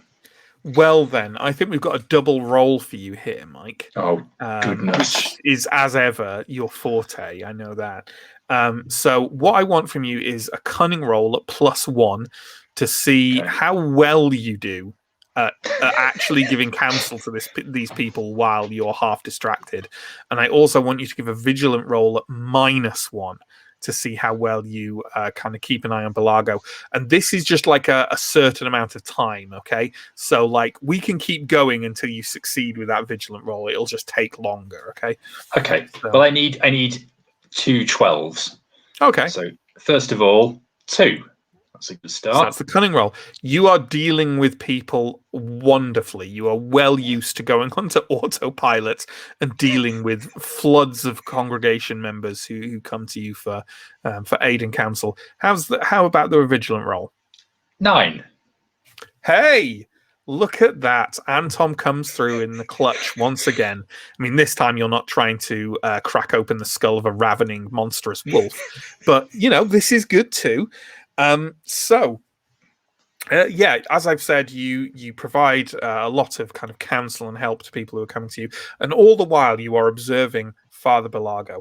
Why don't you ask me specifically what you want to know about his manner, his advice, these things? I guess I want to know, like, yeah, I want to recollect who he's speaking to. If I think that they are someone of some importance, and I guess maybe like the nature of those conversations, like if he's like, kind of like whispering in people's ears and obviously issuing instructions to other people within the church and that sort of stuff. If he's secretly like, we strike tonight sort of thing, or yeah. Well, but if someone like appears to be kind of doing his bidding in a way that I wouldn't associate with the church, sure, we'd want to be looking out for that sort of stuff.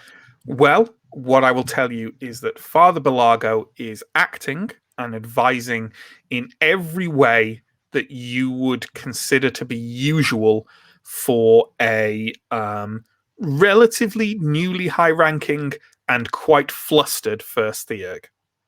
Okay. And I guess I'm going to be there for a while. Like, does he leave at any point? Like, and if he does, no, he has no chance to leave. A couple of novices occasionally bring him a kind of, a wooden cup of water and a small. I don't know what would you call it, like a portable buffet? Would you call it that? Like a like those things you have on plates 3 times a day. They're like the daily portable buffets, right? Yeah, that's it. Those, yeah. Oh, please let this not become an in-joke on the channel. So he says making it an in-joke on the channel. That's how you get them hits, Mike. So they bring him, little bits of food and drink, and he also at some point like points you out to the novices, and they bring you something to kind of break your fast and drink with as well. But no, he doesn't. He isn't leaving. You're there. You are certainly there for a couple of hours, but to gather as much information as you have. And he seems to have no intention of going anywhere but here. Okay. Anton senses that there is no cliffhanger ending for Anton this week, so he retires satisfied. Behind you, there is a horrible noise. No, I will actually continue to spend another couple of hours in the church, throw myself a little bit more wholeheartedly into priestly duties. Absolutely. As a sort of like a way of repaying this sort of suspicion that I had of Belago. Mm-hmm. I want to make sure that I atone for that. Absolutely. So, with that in mind, and speaking of cliffhangers, let's switch. Let's get rid of Mike and bring on Chris and Sam. Hooray, hi. So I believe your next port of call, friends, was the house of the Baruch family, the dwarves who maintain the bell in Thistlehold, Kastor. So Semmel leads you through the streets, not too far from the town watch headquarters. It's a street, in fact, just over from where the bell tower is, which makes sense. The main feature of the street is a very large, somewhat box-like house, which, as you come closer, appears to have been kind of built from local stone, but it has sort of, what would you call it, like kind of a clay surrounding on which has been carved quite pleasing and flowing designs that move around it. Ascarai, you probably have not had that many encounters with dwarves, the stolid and somewhat diminutive folk of the eastern mountains. Steo, perhaps a bit more. In fact, in your capacity as a guard, you are probably more than slightly familiar with certain dwarven families of Thistlehold and more notoriously Indaros, who are said to control much of the flow of organized crime and the black market that kind of flows around the recoverings from Davakar. So you're a bit more used to perhaps dwarven architecture and dwarven peoples and culture, but not too much. Semmel kind of walks up and says, well, this is it. They all live here. They have a matriarch. I'm sorry, I can't remember her name. Assuming it's the same one, I suppose she could have died. Do we just knock? Yes, I mean, I wouldn't describe them as friendly folk, but they're polite. Good enough. If we're going to be poking around, we may as well poke around. All right. He only gets through 2 knocks because the door.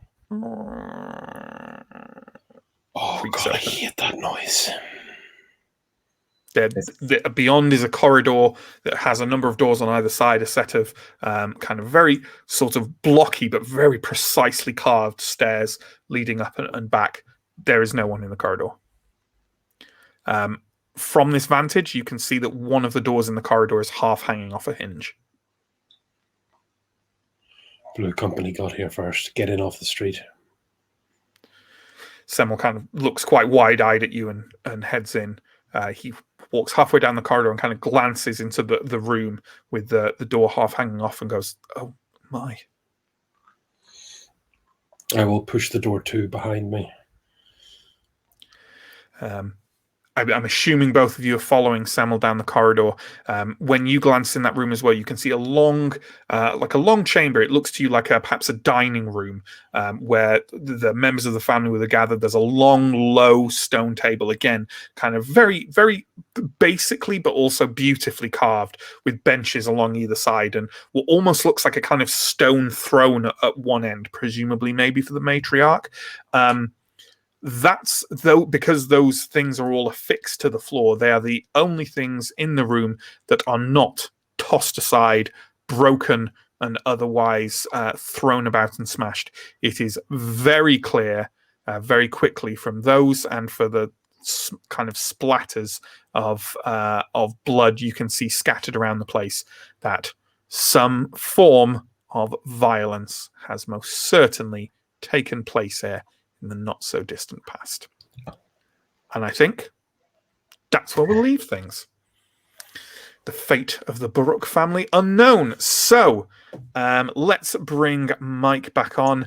Everyone out there watching, if you've got any comments or questions, please do sling them into the chat, and John will flash them up on screen for us to address.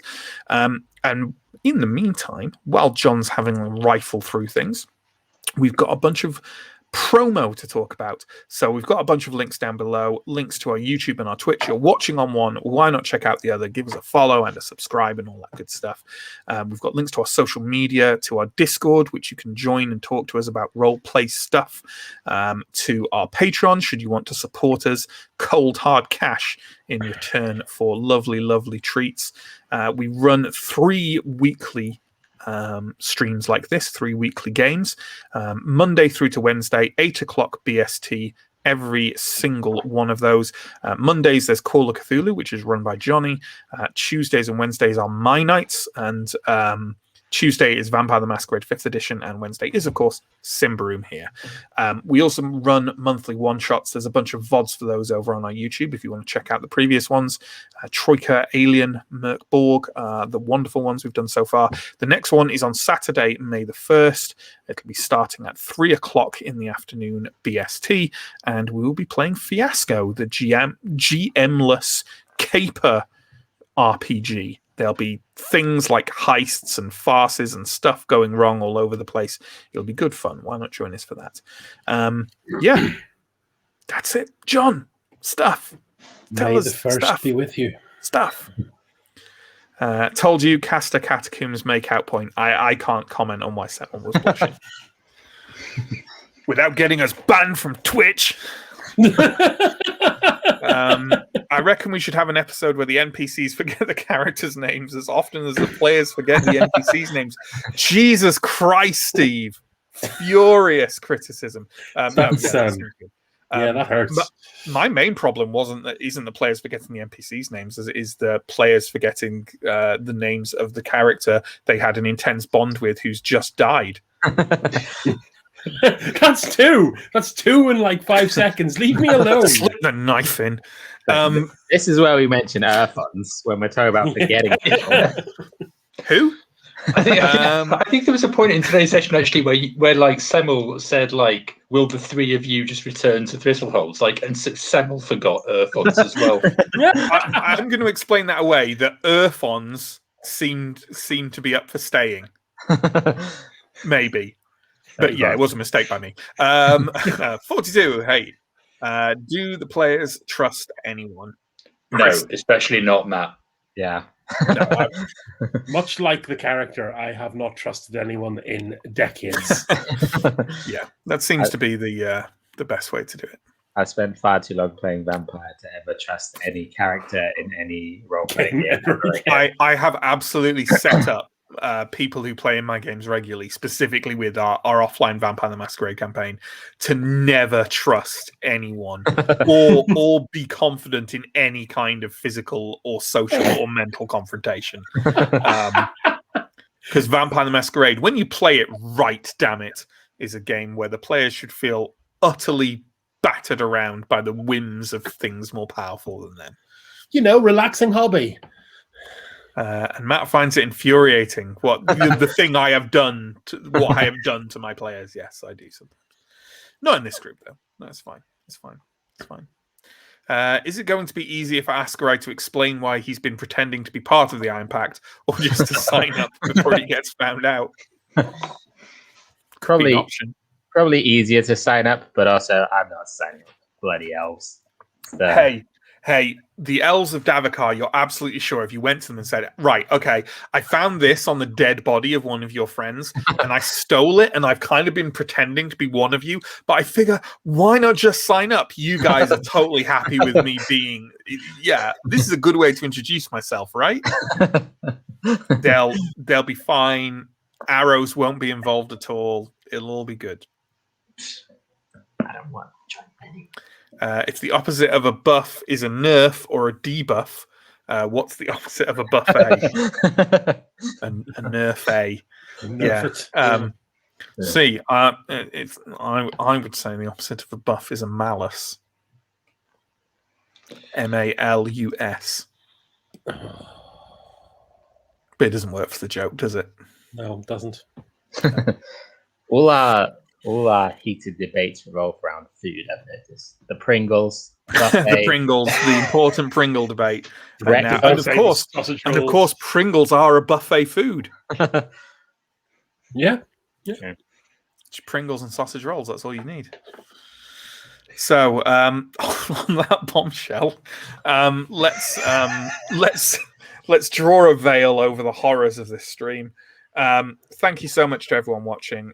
Thank you, as usual, to John, our wonderful stream manager. Thank you to my equally wonderful players. And we will catch you guys next week, next Wednesday, with more Symbaroum. But just watch all the other series as well. That's for the best. I think we can all agree that. Goodbye. Take care, folks.